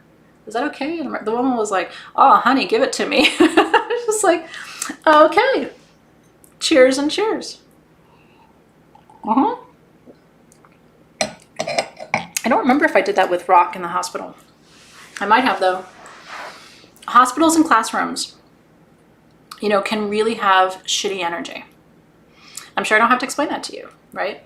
And there's other places too. Sometimes office buildings will have it, but I will walk through SG, right? You know, and just open, close, close, close, right? And just everything going down and out and through.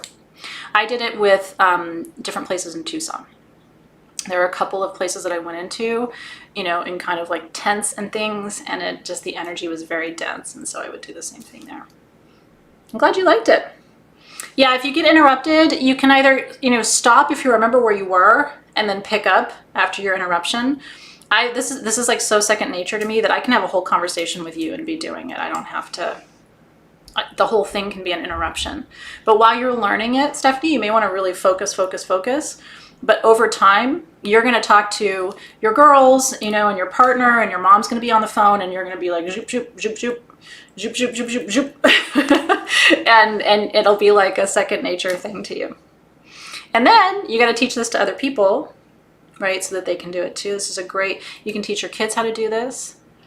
Kids are great at this. This is not difficult for them, right? And it gives them a feeling of like, there's something they can do if they walk into a room and it doesn't feel right and you're not there, right? This is something they can do. Okay.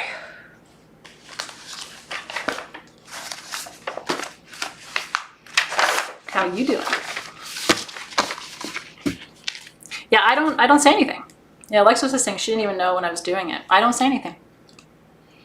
It's just if I have to be in a space for very long and it's uncomfortable and I can't run like I want to. I have had, it's a great question from Eleftheria who's asking, like, do other people sense it too? I've had people my whole life tell me that they feel better about the energy in a space when I'm there. And I'm not saying that in an egotistical way at all, but it's been a consistent pattern in my life. Like, oh, when you're here, it's better, and when you're not here, it's not, right? Or like, I don't know what you do, but when you're in the room, it's one way, and when you're not in a room, it's a different way, right? Because you start to carry these codes and frequencies with you. And, you know, probably at a certain point, maybe you don't even need to do it anymore. But I still feel like it's a tool in my toolkit that is very practical. And you can do it at home or anywhere else. You can do it on an airplane. I've done it on airplanes before. When I've been traveling by air during COVID, I've visualized any energy of COVID going down through the four corners, right? And then calling in frequencies of perfect health, like health codes, while we're on the airplane, right? I mean, why not? I think traveling by air is pretty safe during COVID, but you know, better safe than sorry. Okay, so what is next for us? Let me just, you know me, I always have to make sure I went through all my notes. Yeah, everything else that I want to do with you is next time. So everything for session 1, I think, is complete. Yeah, why not? You know, what I love about tricks and tips like this is it can't hurt. That's why I said, like, just try it with me, because it's not like you're going to make it worse, right? You may not feel a difference. The most likely outcome is that you're going to feel better, but you're not going to make it worse, right? What crystals are good to help with psychometry? All of your third eye stones, all of them, which includes your lapis, your iolite. Sapphire is fantastic for psychometry in particular. What are other ones that I really, really like for this particular work? I'm really feeling into that. I feel like fluorite is good for this too. I also feel like, you know, remember that your pendulum is always an accurate tool, right? So if you're like, I don't know if I need to clear the energy of the room, you can walk the corners of the room and just say, is the energy here clear? Is the energy here clear? Is the energy here clear? You know, and then if it says no, then you can focus on clearing that one particular part. That's why having a pendulum, if there's one tool, like if you're a tool-less person, you don't like tools, you don't want tools, you don't have tools, the one tool I would really encourage you to get, and it doesn't matter whatever kind you like, you really do need a pendulum. I use it every day. I travel with one. I have one in my makeup bag. I have one in my purse. I'm never without a pendulum. I use it all the way through Tucson constantly. It's a very important tool. So I think it's something that you should definitely have in your collection if you don't have it already. Most of you have one, but I would really recommend it. We are trying to include a pendulum, just so you know, in your April tools for Africa. Because from my perspective, you know, dowsing and psychocartography really require some good dowsing tools. And I love me a good pendulum. Yeah. Let's see. Okay. So now the rest of our time tonight is yours. This is your time for questions. I'm going to get to as many questions as I can. Like I said, I do have some written questions from people who wrote in separately, and I will try to get to as many of those as I can tonight too. So if you have a question, go ahead and ask. If you remove energy and the energy is toxic and you're a very sensitive absorber of energies, will the negative energy stay in you? So Kimberly, it's a great question. Hopefully what you saw in this exercise is that I was not, when I want to remove energy, always keep this in mind, okay? Energy, in order to release energy effectively, and we're going to talk about this because next month, your intuitive gift, I hope you're excited. I really hope you're excited about this year. I'm so excited about it that like, I want to get you excited about it. Your intuitive gift for March in Mexico is being able to identify and remove energetic blockages in the body. And the reason I chose this as the March gift is every illness, pain, disease that you will ever experience is the result of an energetic blockage. Learning how to identify them, locate them, and release them is probably the most important thing that you can do as a healer, in my opinion. It's what you're going to spend most of your time doing. And the Aztecs had incredible tools and techniques to do this. I'm also going to teach you the indigenous tradition of body scanning. Your wand in March is going to get more use probably than in the rest of the year in total. If you didn't get your tools for January, I would recommend that you invest in a double terminated quartz wand that's relatively, at least has one place in it that's clear. You don't have to have the whole thing clear, like mine has inclusions, but you want at least one spot that's clear enough where you can see your fingerprint. Just one spot. That's where you're going to read. So I'll teach you that too. Yeah. Yeah. Yeah, so try to focus your questions, as Alexa said, on today's content in particular, because the rabbit hole is where we're going to be able to go into all kinds of crazy stuff in session 4. Yeah, so Annette's talking about grief. So grief is an interesting energy, right? Grief is very sticky. I'm still struggling, even though my mom, can you believe it's going to be 6 months at the end of February since my mom passed away? It was a kind of a holy shit moment for me. This past weekend, I was like, oh my God, on the 28th, it's going to be 6 months.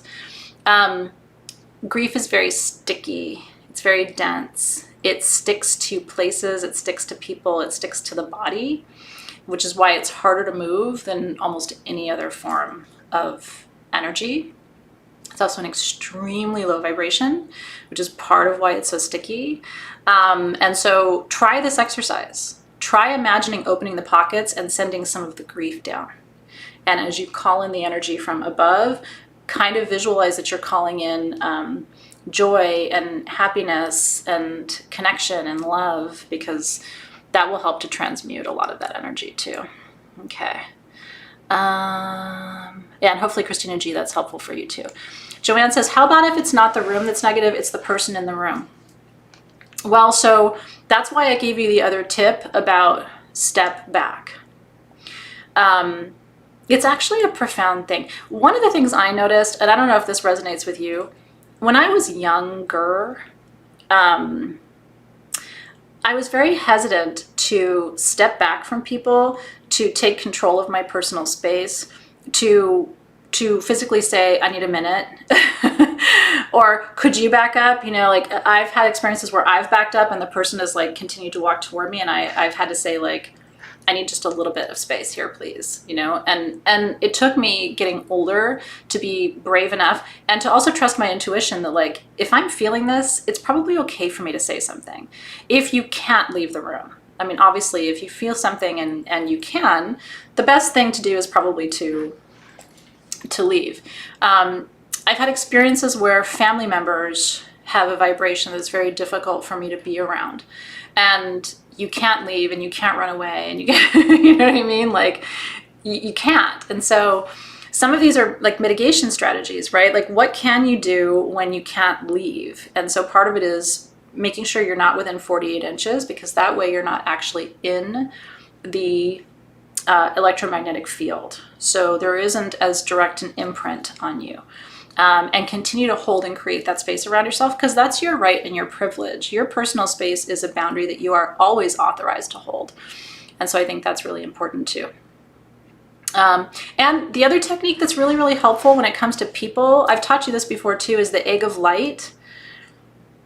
Right? So, you know, imagining yourself being cocooned or encased in an egg, right? Above your head, 12 inches all around you, and, you know, all the way around, and just imagine that it's full of this glowing, luminous, beautiful white light. A step further than that is you can imagine that the whole outside of the egg is covered in mirrors, so that any energy coming toward you is actually sent back to its source. I have had experiences where I have egged up and mirrored up, and I've had people actually leave the room themselves because when they got their own energy back, they didn't like it. Have you had that experience before? If you haven't, it's actually, I shouldn't say it's fun, but it proves that this is correct. Because when people are sending you whatever low vibration energy they're sending, and all you do is send it back with the breath of love. You send that energy back in its original form to its source. When that energy comes back to those people, they don't want it. I mean, they're trying to give it to you. So, right? So that could be a very interesting experience too, of egging up and mirroring up and watching those people leave because they can't take their own stuff. And it just proves to you that energy is very real. I've done the egg thing, like when I used to have to sit in traffic, I'm lucky because I don't anymore, but when I used to have to sit in traffic, which was years and years and years, I remember like being in my car and being in traffic and feeling the energy of people in the cars around me. I would egg up my whole car and mirror up my whole car, you know? And then all of a sudden it was like, okay, this isn't bad, turn up my music or whatever. But if I was in traffic and I could feel all of the energy of the people in the cars around me, that would make the experience of being in traffic even more stressful. right? So that's a great technique to use too. And again, you don't have to say anything. You don't need tools. You don't have to do anything. Nobody knows what you're doing, right? Like these are very practical tips. The more gig. We're dating ourselves, Wendy Ollendorf, my darling. Yeah, with a breath of love. Right back at you, darling. Doris. Do you have to be in the room to do this exercise? Could you visualize it? Why not? If we believe what we believe about energy, then the answer is, of course you can visualize it, right? It's very 3D, right, of us to think like I have to be in the room, I have to physically open a circle, you know what I mean? Like that's us being human, which isn't bad, but sometimes it's good to be aware of that and remember that magic is multidimensional. That's like people thinking that if they have a conflict in a relationship that they actually have to have a conversation with that person about it. 90% of my conflict resolution is energetic, right? That's what the blue room is, right? It's like I call in my higher self, I call in their higher self, I give them permission, I leave them alone, right? I send them a mental message. It's very 3D to say, well, we have to have a conversation about that. Do we really? Very interesting.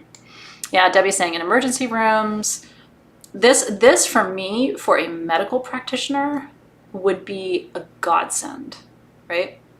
Because think about, through COVID, first line responders, think about primary care physicians, ER doctors, triage nurses. These are people who their whole job is to handle immense amounts of diverse and usually quite frenetic energies, right?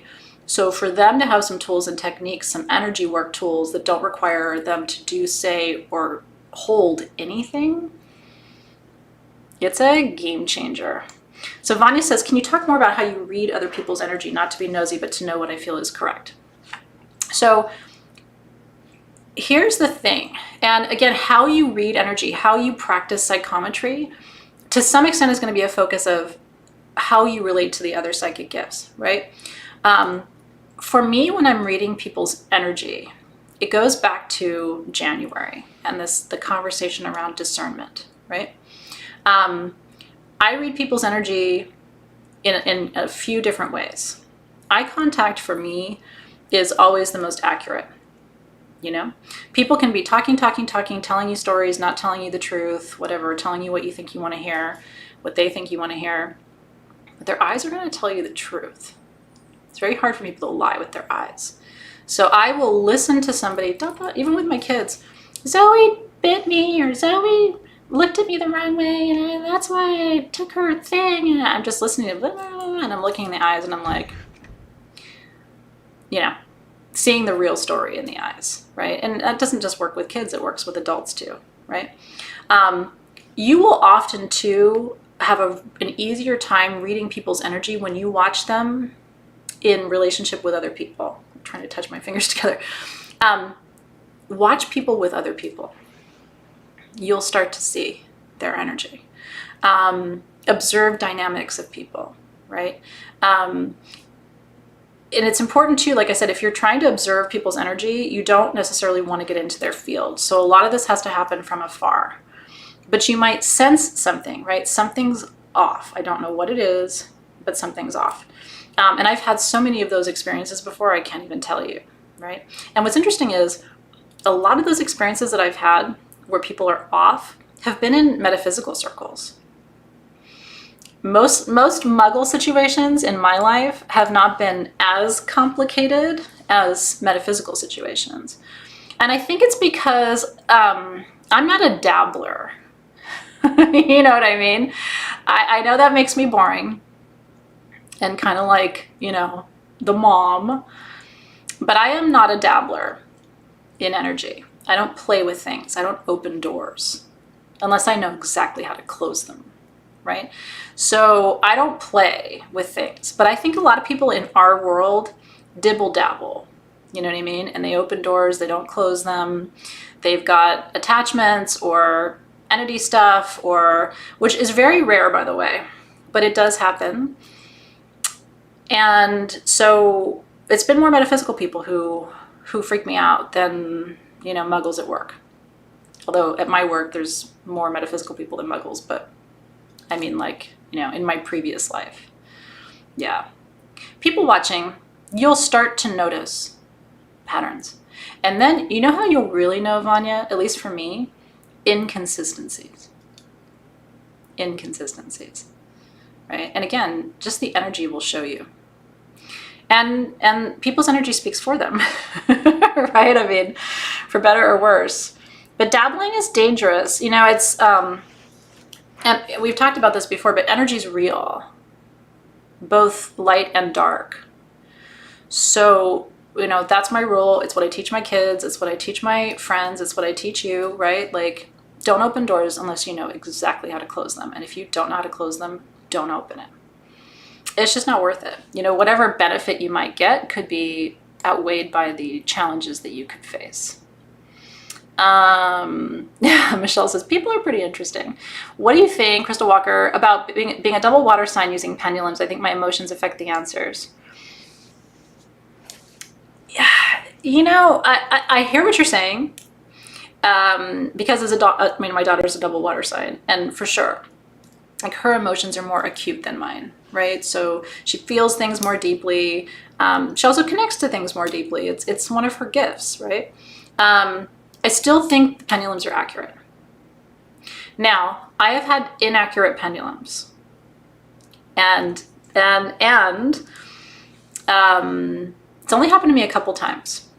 But when I've had a pendulum, usually when I first start working with a pendulum, and most of my pendulums, you see, I don't change very much, right? I develop a relationship with my tools, and I start to trust my tools. I don't jump from one pendulum to another pendulum to another pendulum. I really work with those tools. But having said that, I've had a couple pendulums where I've asked, and I can tell it's wrong. And do you know what I do? I ask it if it's a reliable source for information for me. Can I trust the information that you're sharing with me? What I found is it has to be honest. And in those couple cases, it has said no. And then it'll start spinning. And it's like, I don't need that, right? So that's not the tool for me. It's one of the reasons, by the way, when we sell pendulums at sagegoddess.com, Team SG runs it for the person to ask if it's able to work with that person before we ship it. Which, you know, takes time, but it kind of prevents some of that, like, can I trust the accuracy here? No, no, no, no, spin, spin, spin, spin, spin. It's like, shoo, all done with that tool. Yeah. Yeah, so, and it's just time, Elizabeth Moore, right? It's like the more time you work with it, and I ask it all the time. I ask my pendulum questions all the time. You don't have to wait for like the big aha moments, you know? Just simple questions, but try to do it on a daily basis so you get into that routine. Keep it on your kitchen or your bathroom sink. That's where I have my main one at home that isn't this one, is on my bathroom sink. It's just right there, right? Let's see. I made our bracelet from Crystal Masters January into the chain. No way, Becky Loomis. That's so creative. I love that. She made it into the chain for her pendulum. How cool is that? Because, you know, the carbon in Tibetan cords is so healing, right? Carbon is antibacterial, antimicrobial. It raises a frequency of healing in your body. That's why I'm so obsessed with it. So Tony says, so we balance discernment with psychometry without judgment. I'm not clear how to balance the two. Judge, but accept what you see. Let me make sure I'm understanding your question. Hold on. Discernment without judgment. Judge, but accept. I'm not, you know, Tony, could you rephrase the question for me? I just want to really make sure I'm understanding.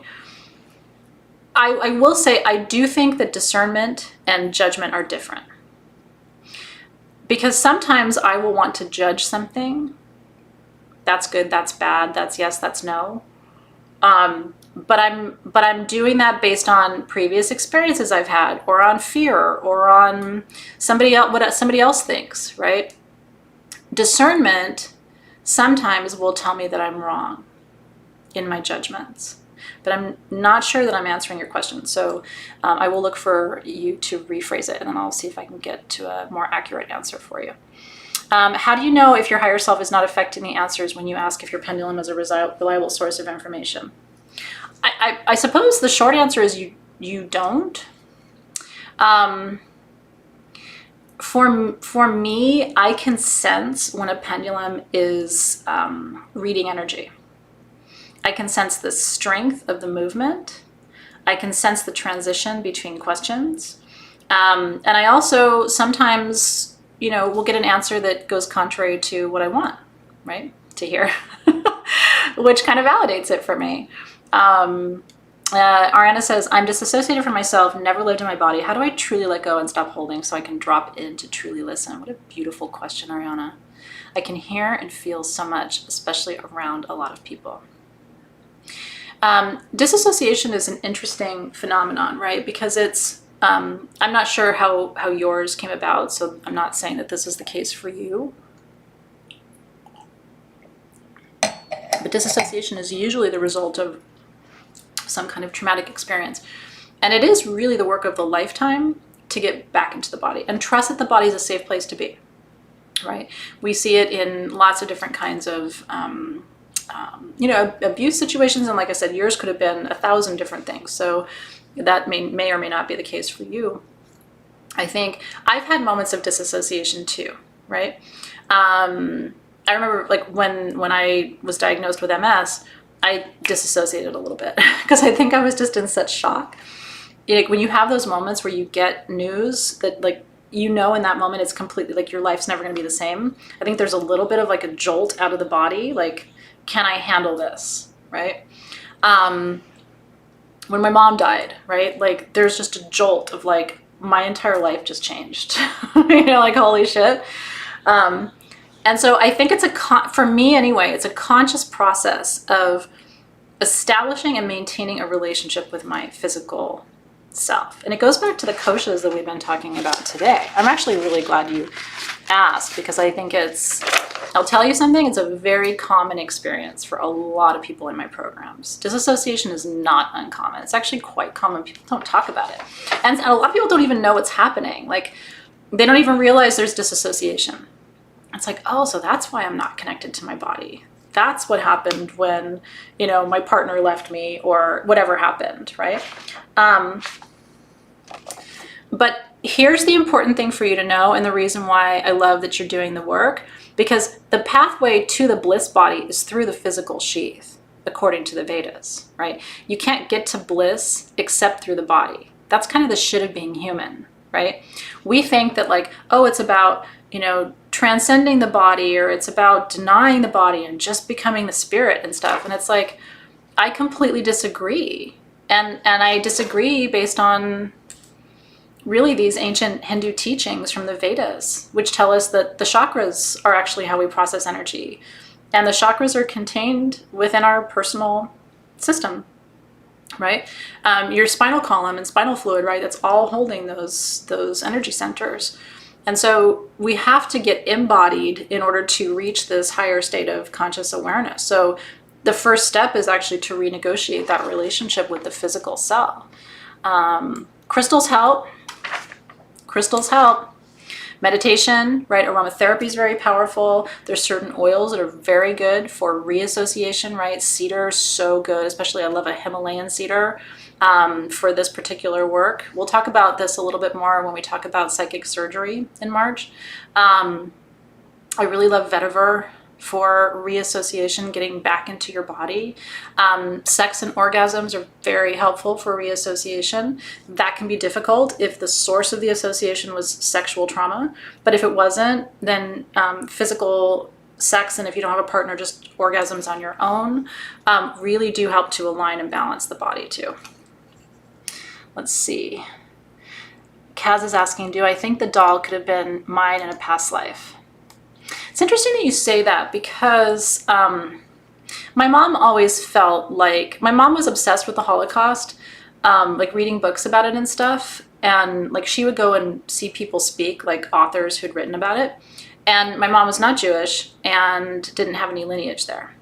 And she felt like her last lifetime before this one was that she had died in a camp. It's possible, right? And so could all of that have happened? And then for me to marry a Jewish man, it's interesting, right? How that all kind of happened. Let's see, Lorian. Oh, she's commenting too. Stephanie. Liz says, I think I disassociated with my life in January when my husband finally moved out, my dog passed. I mean, look at this, right? Boom, boom, boom, boom. Me and my mom got into a huge argument trying to get back to some form of grounding now. And it's a process, so take it easy, right? It's sort of like gaining weight and then losing weight, right? We don't gain weight overnight, so we can't lose weight overnight. It's a process. It's the same thing with disassociation. It's like, usually when we disassociate, it's something significant, or a series like yours, kind of like a list of significant events, especially if they're in close proximity timeline wise. You know, it kind of compounds the intensity of the energy. So the process of reassociating and re-embodying takes time, and you being gentle with yourself. Let's see. Martha, when I pass around accident areas like the freeway or on the street, I feel the energy on that place. So is that this gift? Yeah.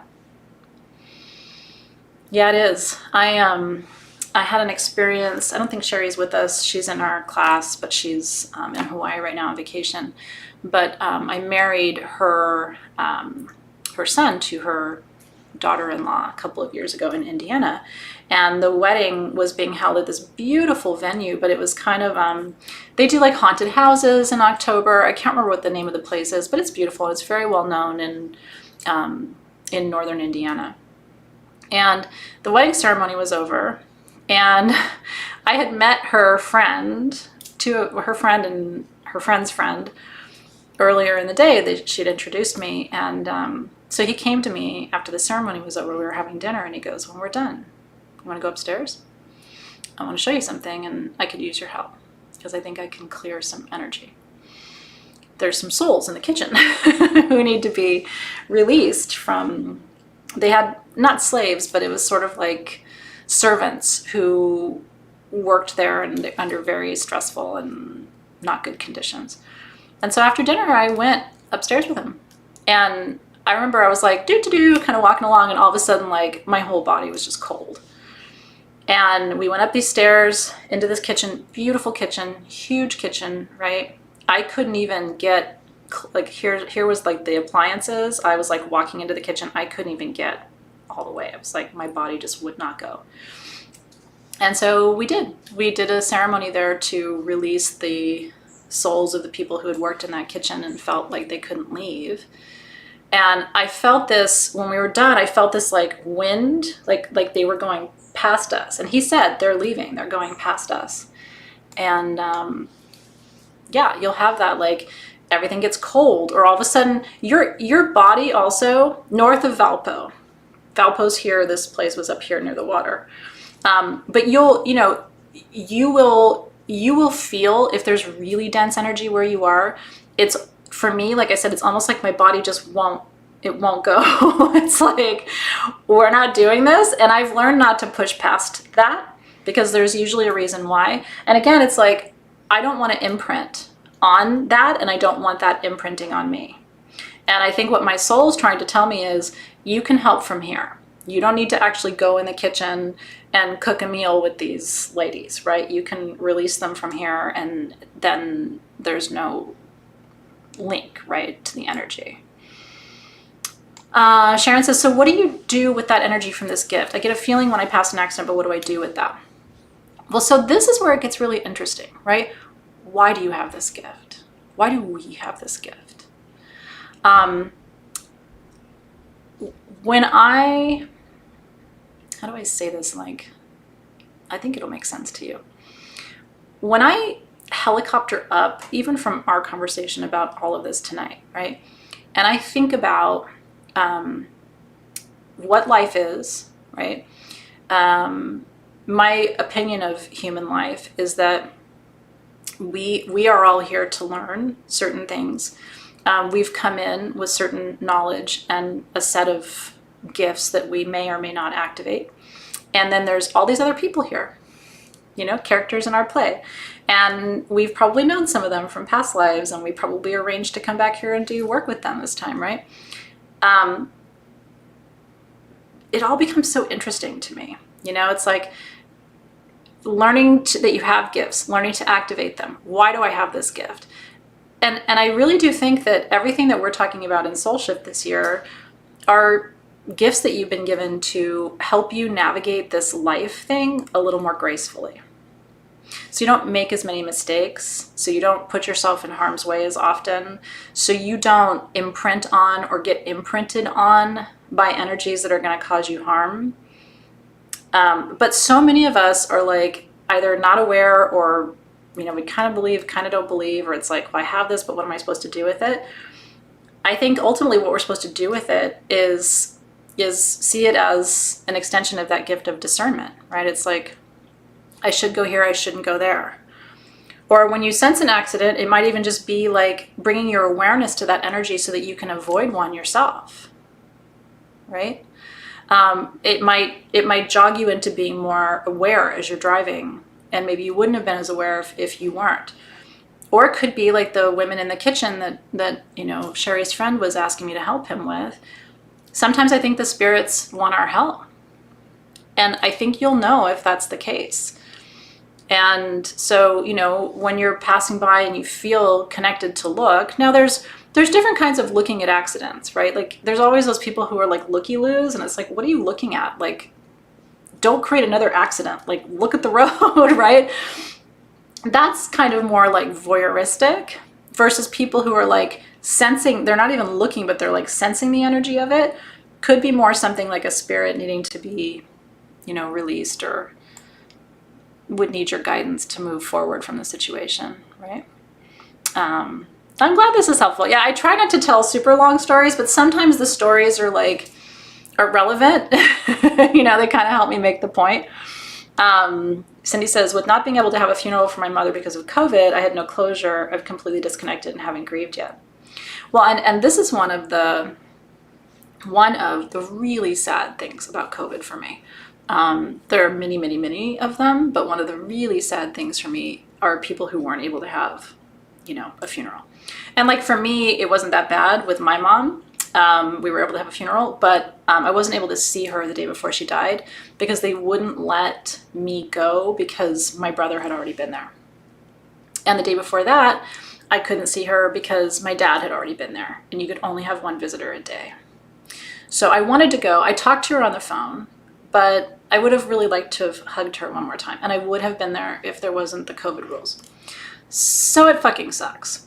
But I think part of what we can do, Cindy, is also, awareness is, above all the other gifts I'm going to teach you about this year, awareness is the most important one, because awareness leads to action, right? So you becoming aware that you haven't grieved yet is your invitation to do it now. And to create closure, like one of the things, when I think about all of us as whatever you call yourself, right? Like a medicine person or a shaman or a seer or mystic or healer, however you identify yourself. One of our superpowers is that we can create what we need. We can create closure for ourselves. And you can define what that looks like. You can define what your grieving process is going to look like, because it wasn't ideal under the circumstances that you would have preferred. But that's one of the real big shit sticks of COVID from my perspective. Yeah, Sandy did. Sandy saw my mom, was it 3 days before she died? Yeah, she saw her on a Tuesday. I saw her Monday. Yeah, she died on, is that right? Or is it Wednesday? I can't remember. There's lots of orbs in this room. Jennifer, they're here all the time. Oh yeah. You'll see them on videos and things. Yeah. But I loved, Sandy, that you were able to see her. It made me really happy. Let's see. When you were talking about being the thermostat versus the thermometer, what if it's dark energy you're sensing more than low vibe? Do you stay and try to raise the vibe, or do you know when to go? So for me, it kind of depends, right? Like, and earlier I was making a distinction, Stephanie, between like, and you guys know this, right? There's certain environments that you can leave, and there's certain environments that you can't leave, right? Like, if you have a family and this is in your home, or you're taking care of a ill loved one and you're the primary, support person or whatever, like you can't just leave. So I think whether you call it low vibe or dark energy, In my experience, you can still use the technique I taught you earlier to send it and then to call in something to replace it. There are people who carry what I call dark code, right? I mean, there are people, I believe, on this planet who are here to be sources of distraction and disruption. Now, is that a horrible thing? I don't know. I mean, I hesitate to assign value to things. This is good, this is bad. If you see me do that very often, I'd be surprised. I really try to, because that's very human and very 3D. She's good, she's bad, that's good, that's bad, that's yes, that's no. It's very binary thinking. The universe doesn't function that way, right? Like if you really believe in the intelligence of the universe and that this whole place is very intricately designed, then those disruptors and those people who are creating distractions might actually be part of the learning process. You know what I mean? Or be there as a source of a test. I've had experiences like that where I've had people in my environment who were sources of disruption or distraction. And as soon as I recognized it as a test, it's like the energy dissipated. Does that make sense? So my thinking is very gray on this subject, because at the same time that I do think there are people who have very dark energy, and I've sensed it before, I've witnessed it, right, with my own eyes. I also know that I'm divinely protected. I have tools and techniques I can use. I can repel it, I can transmute it, right? And I also can look at it and ask, is this a distraction? Is this a test? I had an experience, a very challenging experience, that when I went to my teacher afterward and processed it with her, she said, that was your initiation. Congratulations. She did. She was like, every shaman has an initiation and that was yours. And I was like, okay. And she's like, and they suck.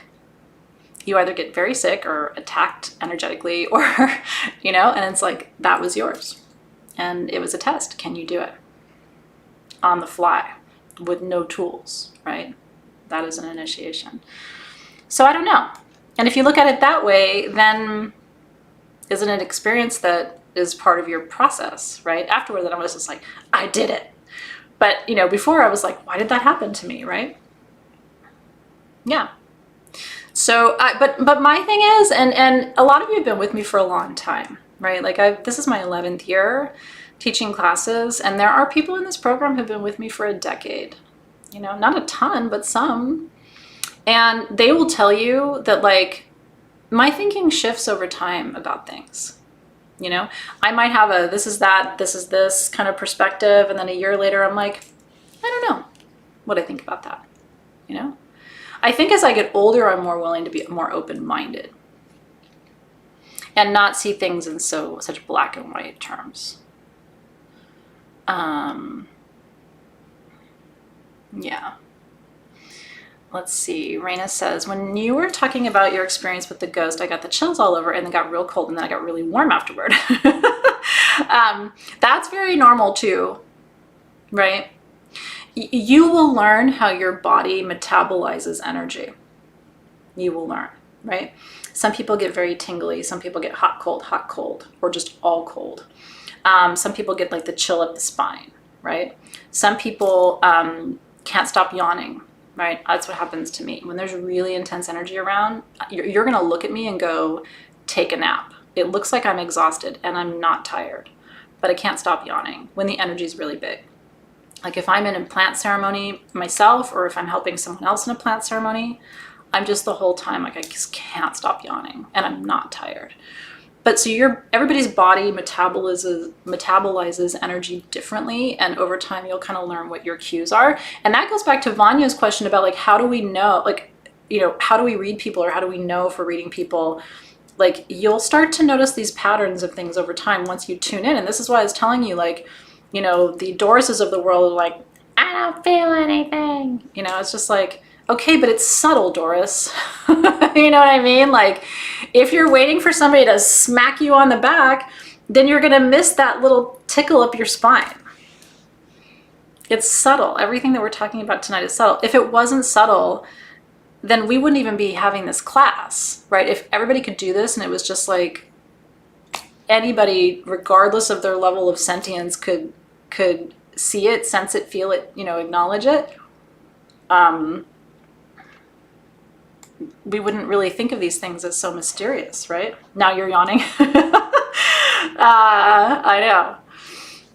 Let's see. Yeah, Christy says, big energy gives me goosebumps all the way up to my face.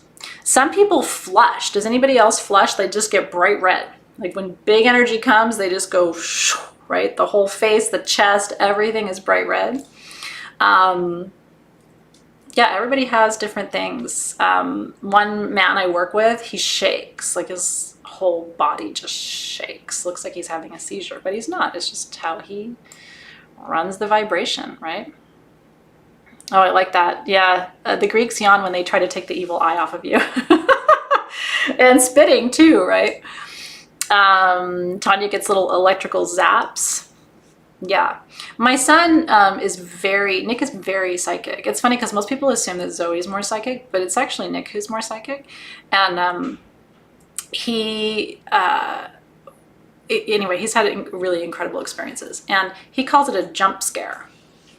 When he senses energy, he said it feels like a, I don't know, he calls it a jump scare. And then he says when the energy's done, he feels like it's another jump scare and he's like back in his body. I said, yeah, that's a really interesting way of describing it. Jessica said she watched a documentary about a girl who was kidnapped, gave birth to children. Yeah, I know. The human experience is inherently traumatic when you think about it, right? And in the grand scheme of things, what I've been shown by spirit teachers and in plant ceremony is there is a really divine cosmic balance in this universe. We can't see it. Things look unfair and they look terrible and stuff because we can't see that. Sometimes we come in and we have these experiences because we're reconciling karma from a previous lifetime, right? So we come in and we have these challenges and it's like, why is this happening to me? I'm a good person. And it's like, I think there's a longer timeline, right? Of like having to make things right across lifetimes. But if you're only looking at this human experience, it's not enough context to really make sense of why things happen. Yeah, Kiana gets chills or gets cold. Martha says, orbs, are they spirits and are they each a separate spirit or one, and can they separate themselves out? I don't know is the honest answer. I've seen them forever, right? And there's so many different viewpoints on it. I have friends who would say, nope, each one is a separate spirit, but they can communicate with each other, and they're connected to a space and not a person. I have another friend who thinks they're connected to a person and not a space. And then I always laugh because I'm like, how do you know? I mean, I love the idea that like we try to get to the bottom of these things. There's part of me that likes to let mystery be mystery. There's part of me that likes the idea that like, I don't know and I may not know. I have good hunches about things. But then honestly too, Martha, sometimes my hunches get totally disproven. Like, nope, I was wrong about that. Which is why my thinking, like over time, might change. Like I used to think this and now I think that. That's happened to me many times.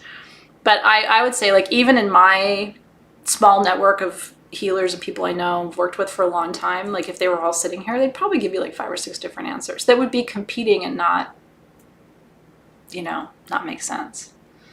Let's see. Second class, please answer question. Visions in places of historical or past, what are they? Psychometry 2. Yes. Another interesting story, Cheryl Cole, if I may. And my life is like peppered by these experiences, but I do kind of like it. Dave's always like, he likes to take me to places where people don't know who I am and are kind of muggly. And then over the course of dinner or whatever, they find out what I do. And then all of a sudden they're like pulling up a chair next to me. Like, now I'm going to tell you all of my life stories or whatever. And I enjoy it, but he's always like, I can always see when they're starting to like go and get their chair. Really? She does that? Ooh, I'm going to go and talk to her. Right. So I was at a Passover dinner with Dave's family, And they always invite different people who don't have any place to go for the high holidays. So they invited this woman who was their banker at Wells Fargo or wherever it was. And I noticed her because she was so beautiful. Like, she walked in and she was this woman in her 60s, but her hair was gorgeous and she had this beautiful suit on. And I was just like, look at her, how gorgeous she is, right?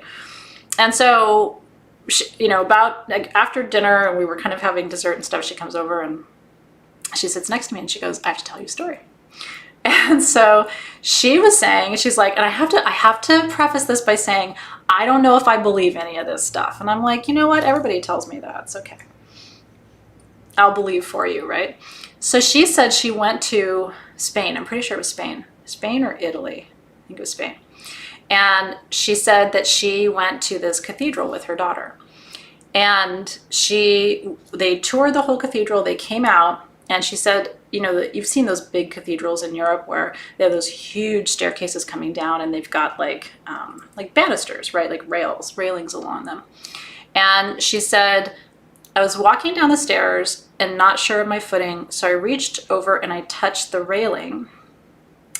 And she said, as soon as I touched it, it was 200 years prior. My daughter wasn't there. People were all in this like 1800s clothes. The bells were ringing. And she said, I was so scared I took my hand off the railing and then I was back on the staircase.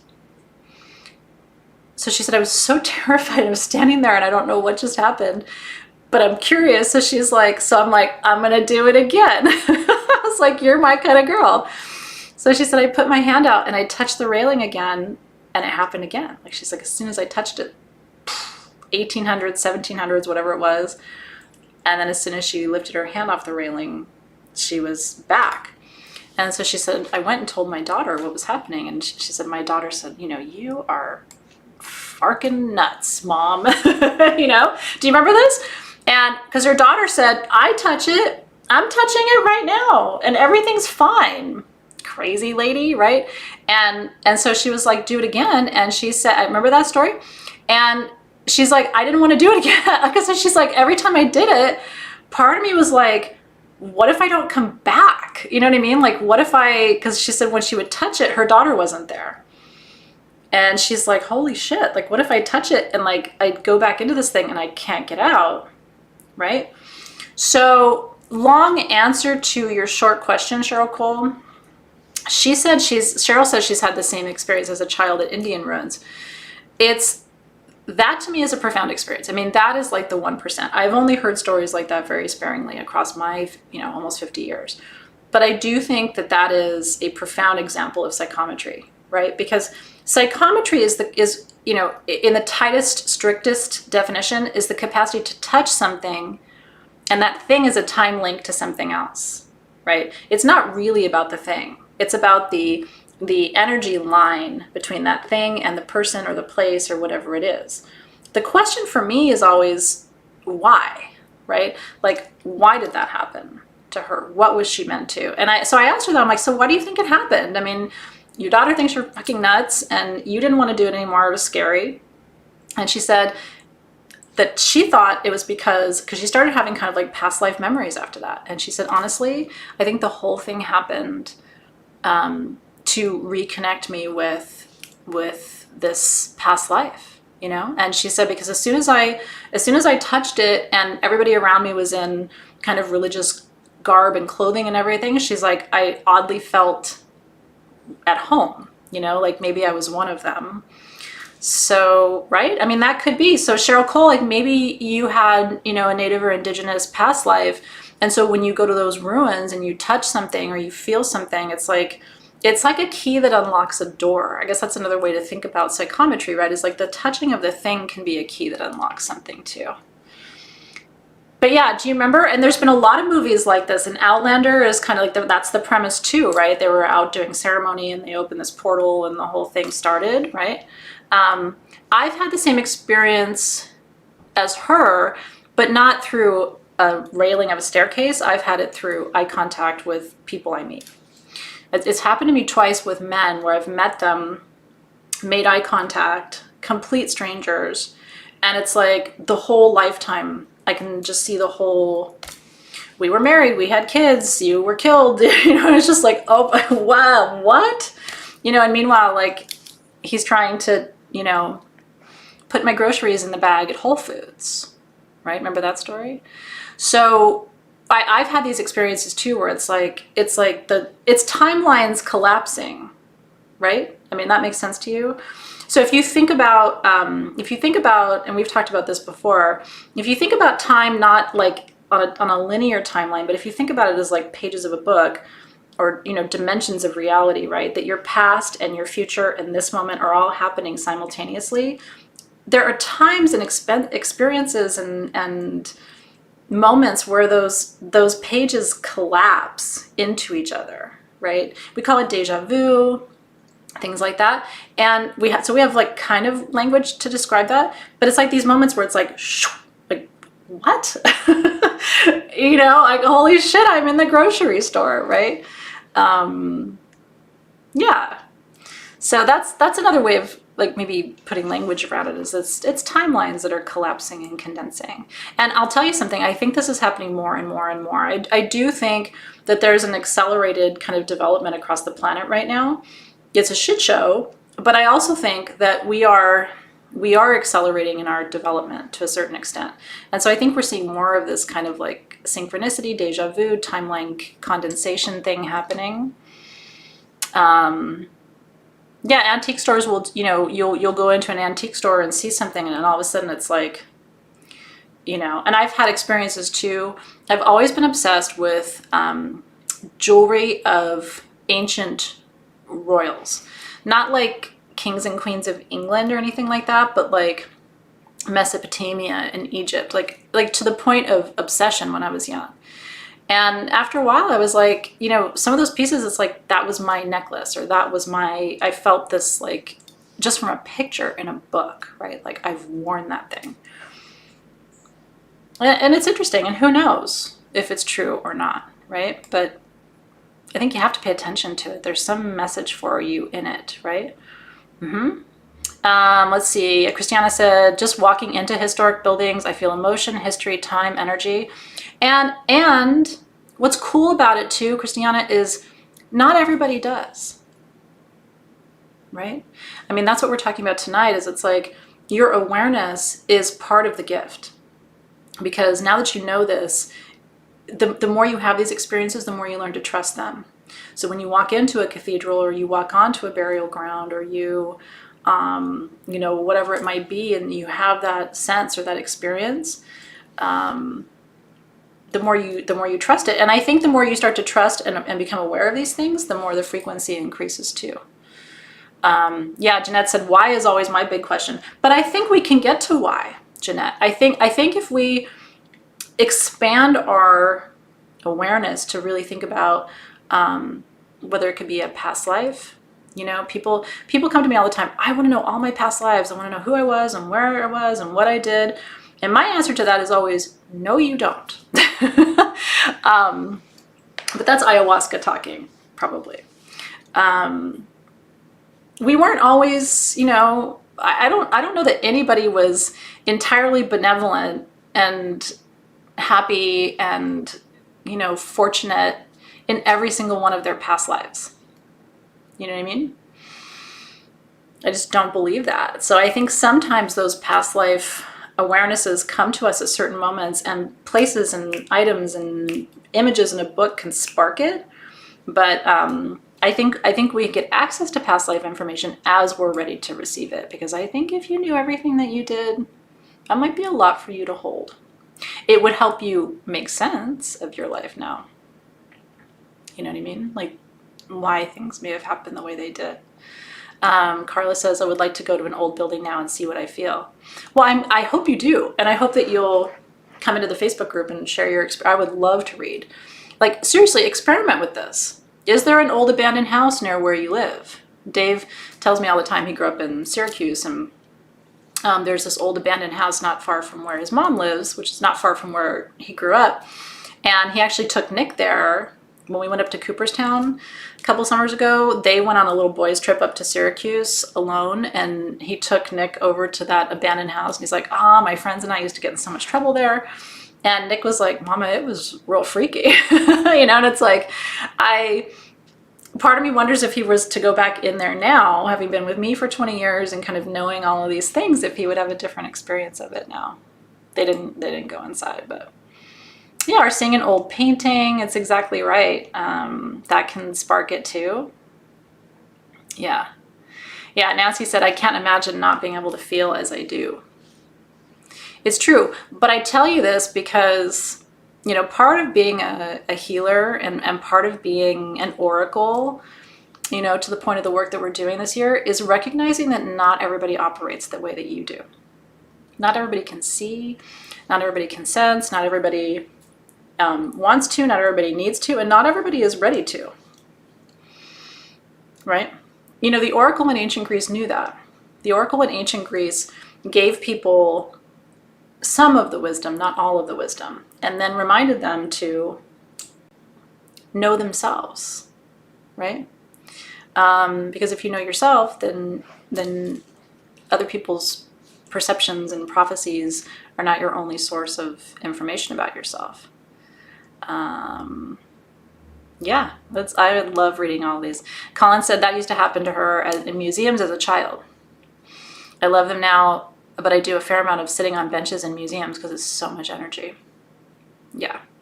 And this is where self-care comes into play. You know what I mean? Like taking breaks, right? Is very important. And yeah, my mom, it's interesting. I posted about this on Facebook too. My mom, it's a very long story, but so I won't tell you the whole thing, but my mom spent a few years in a place called Girlstown with her sister, and did not have a good experience there. It was like a boarding school for girls when she was very young, like ages 5 to 10. And I kind of want to go. It's in Riverside. It's about 3 hours away from where I live now. And I wish I could have gone with her, honestly, but we just never did that. I don't know that she would have wanted to go. And the barracks and stuff where she slept and had her experiences are not there anymore. But I kind of just want to go and walk the land. You know what I mean? Just from a psychometric perspective. Because I feel like she had... So let's talk about something else real quick. And if this is interesting, we can pick up this thread later. Because in shamanism, we talk about soul loss and soul retrieval. Are those terms that are familiar to you? Because I think it's actually, at least from my perspective, pretty relevant. Oh, hi, Gabby and Sage. She says, thank you, Athena. I feel unseen and so lost. Hi, darling. Well, I'm glad you're here.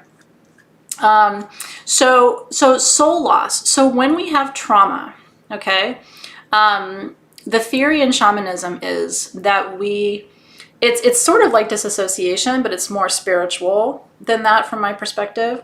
That when we have something really traumatic happen, we kind of like shed, okay, the energy of that moment, and sometimes physically in the space where we are.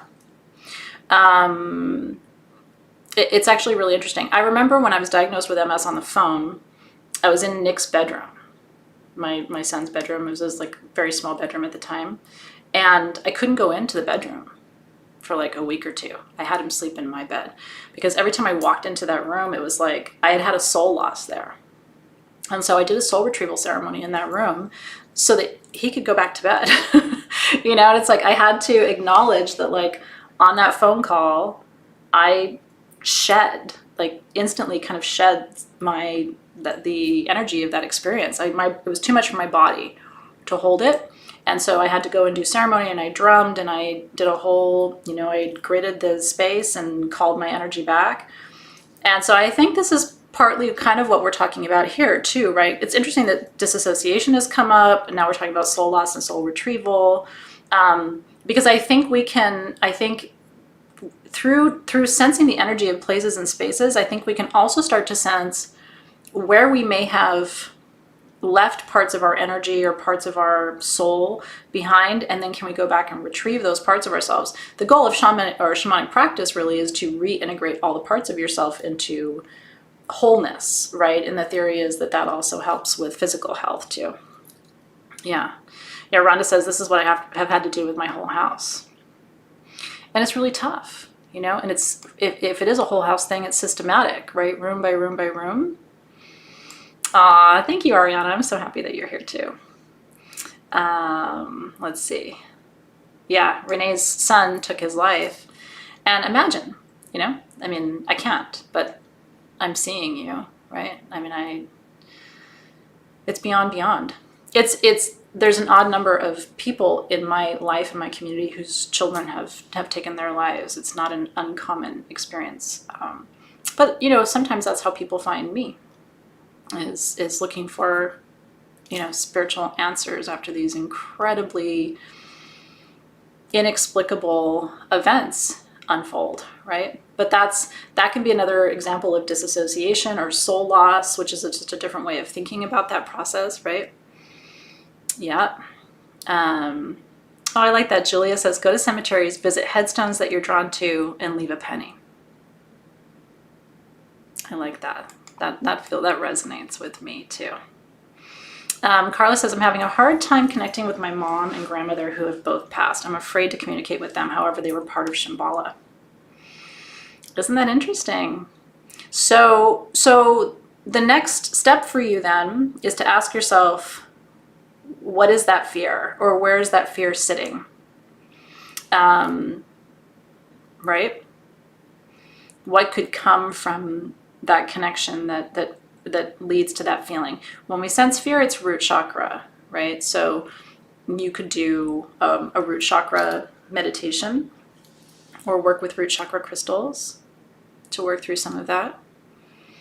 Yeah, anytime you feel a fear, it's always important to dialogue with that fear and ask, you know, what's the fear about? And, you know, the more you probe and ask and kind of explore what it could be, oftentimes when you, even just the process of asking, what is this fear about, or what is it trying to show me, or that in itself is a kind of a cure to move past it. Because you realize sometimes we build things up in our minds. If I do this, it's going to be that, right? Or this could happen, or that could happen, or we sort of project our human insecurities and bad experiences we may have had before. We will project that onto future experiences, right? Yeah, HCAT says many buildings are older than we've been told, and, right, problematic in a lot of ways. I think about the Ritz-Carlton property in Maui, which is where I was married. I wasn't married at the Ritz-Carlton. I was married kind of on the cliffs behind the hotel. And the reason is that let me make this story really short. So in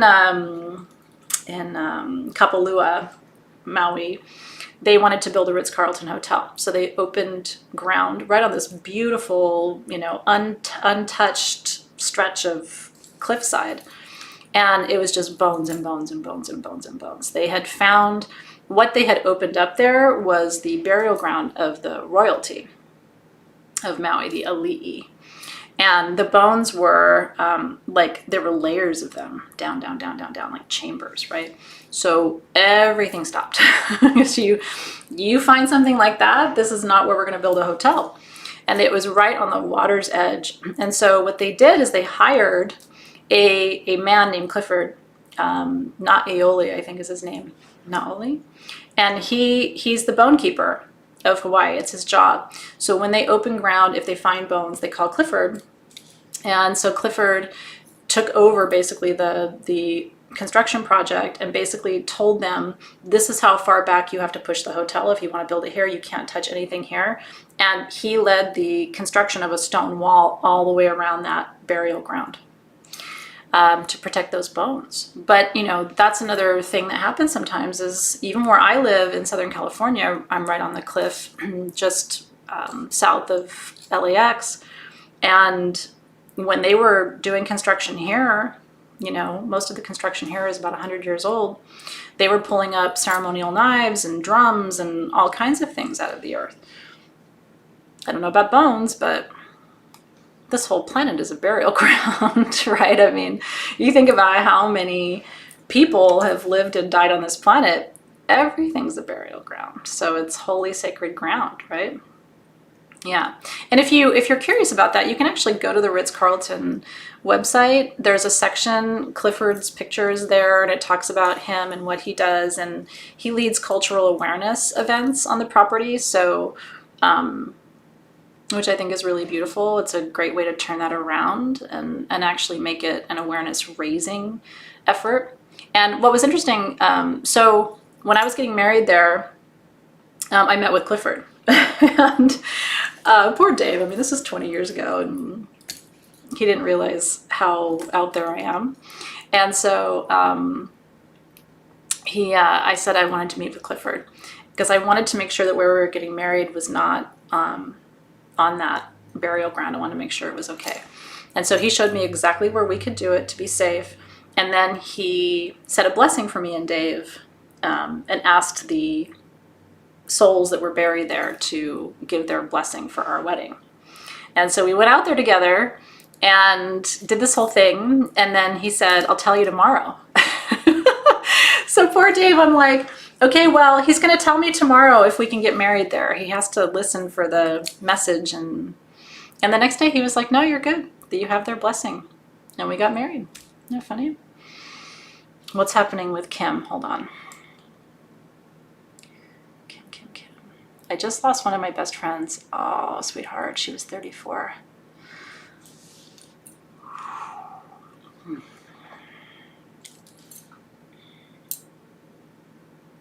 Yeah. Yes. I'm very, very, very sorry. I'll just give you a little love in there. Just to move that energy. I was telling you earlier, you know, grief and shock are very sticky energies, right? So yeah, just wishing you blessings and just sending her spirit sweet medicine for her journey. I am so sorry for your loss, truly, truly. Yeah. Yeah, Katie's saying she said, I feel and understand. I also lost a dear friend this past summer and she was 26. Babies. Young ones. Let's see. What is the best crystal for grief? Martha, bronzite. Bronzite and Apache tear obsidian are really the only ones. You know what gave me a lot of comfort during my grieving process? And it kind of surprised me because they're not traditional grief stones. Golden healer quartz and prehnite with epidote and rose quartz. It's interesting because, you know, I do this for a living. So when I was setting up my little sacred space for my mom, I thought, oh, Apache tear obsidian, bronzite, right? It wasn't called to those. It was called to rose quartz, prehnite with epidote, yeah, and golden healer. Which makes sense. Heart chakra, solar plexus, right? Like, you know, grief hits you in the solar. A lot of people don't realize that. Whereas bronzite and Apache tear are more root chakra, right? But for me, grief is kind of central chakra more than its root chakra. Lana said there was a portal over a launch pad here in California. Launches weren't successful until after a local Indian moved the portal with a ceremony. I don't doubt it for a second. That's a great story. That's a great story. Yeah, Sharon said, I've often wondered where all the millions of people who've died are buried, like all the people who died on the wagon trains going west. I think about that so often because my mom also, she was fascinated by all the Western migration in the U.S. So she used to read, and she would read to me and tell me the stories because the stories of the migration across the U.S. are fascinating, like more than you think if you haven't studied it.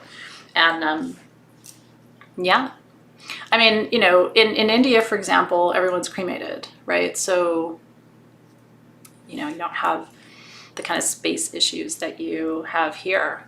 Like where my mom is buried in Inglewood here in Los Angeles, that was the last plot in that part of the cemetery. So there's no more space. When they told me that, I was like, That's kind of weird. Let's see. Oh, thank you, Glenda. I really appreciate that. I hope that you guys enjoyed this class. I was really excited to bring this class to you tonight. I felt like it was, you know, I always love teaching you. I really do my best to bring you like rich information and good takeaways. And I know that the topics are kind of so, you know, esoteric, and I try to make it very practical to the extent that I can. But I was really excited for tonight's class because there's all these like really juicy side topics, you know, and they're not a distraction. I think they're part of, you know, like I was saying, I think it's so interesting that we went into disassociation and soul retrieval and stuff, because all of these things are connected, right? We tend to, especially in metaphysical worlds, we tend to like silo everything. And but really what we're talking about, they're all related, you know? And there's so much work that can be done energetically. I really believe that. I mean, I'm a big believer in therapy. I love my therapist. Wish I could live with her. I just love her so much. But sometimes she's not as helpful as my energy worker. You know what I mean? Like an hour with my energy worker sometimes does more for me than an hour of talk therapy. Sometimes I don't need to talk. Sometimes I just need to move the energy. But what's cool is my therapist is an energy worker too. So I'll say like, you know what, I actually need to go and work with Laura for this. And she'll say, yeah, you know, I think Laura is probably better for what you're dealing with right now, right? So namaste, darlings. What a joy. As session 1 for Ray is complete. And so, cheers, cheers, cheers. Thank you for that. Thank you, Maeve, and all of you for really powerful feedback. And just know there will be more opportunity for conversation. We will keep, you know, we'll keep diving and digging a little bit deeper with each of the classes. And then I think our journey week 3 is going to be pretty profound. I really do. So cheers and thank you. As always, to you, Alexis, thank you so much. I miss you. I lived with Alexis for 11 days. So it's really weird not to wake up and have breakfast with you. And then, you know, I mean, you and I locked our bedrooms a lot, but we had fun hangout time too. We were listening to the song Rock the Casbah, and we changed it to Lock the Bedroom because we're all really introverted. So we were like, lock the bedroom, lock the bedroom. I love that most of my employees are as introverted as I am. Like, we can spend the whole day together, but you know what? Come 9 o'clock, I'm going to my room. I'm gonna lock the bedroom. Hotel motel. All right, you guys, cheers. We'll see you very soon. So what's ahead? I'm going to be at SG headquarters tomorrow and Friday because Shram is going back to India on Saturday and I want to spend some time with them. So I'll get to see you tomorrow, Alexis. I'm looking forward to that. I'll be coming live to you from headquarters tomorrow. And then we're back at it again. Next week's schedule, let me just take a look at it real quick with you. Next week, darling. Next week is going to be tough for me. I'll just be honest with you. It's my mom's birthday. And I have to be live because it's full moon. And I'm doing live crystal readings in Crystal Masters on that day too.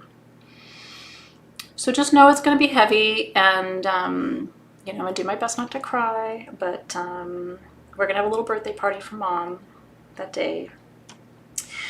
So Crystal Masters is Tuesday the 15th. Full moon is Wednesday the 16th.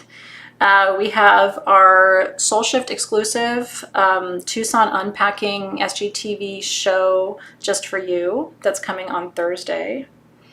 And that's the deal.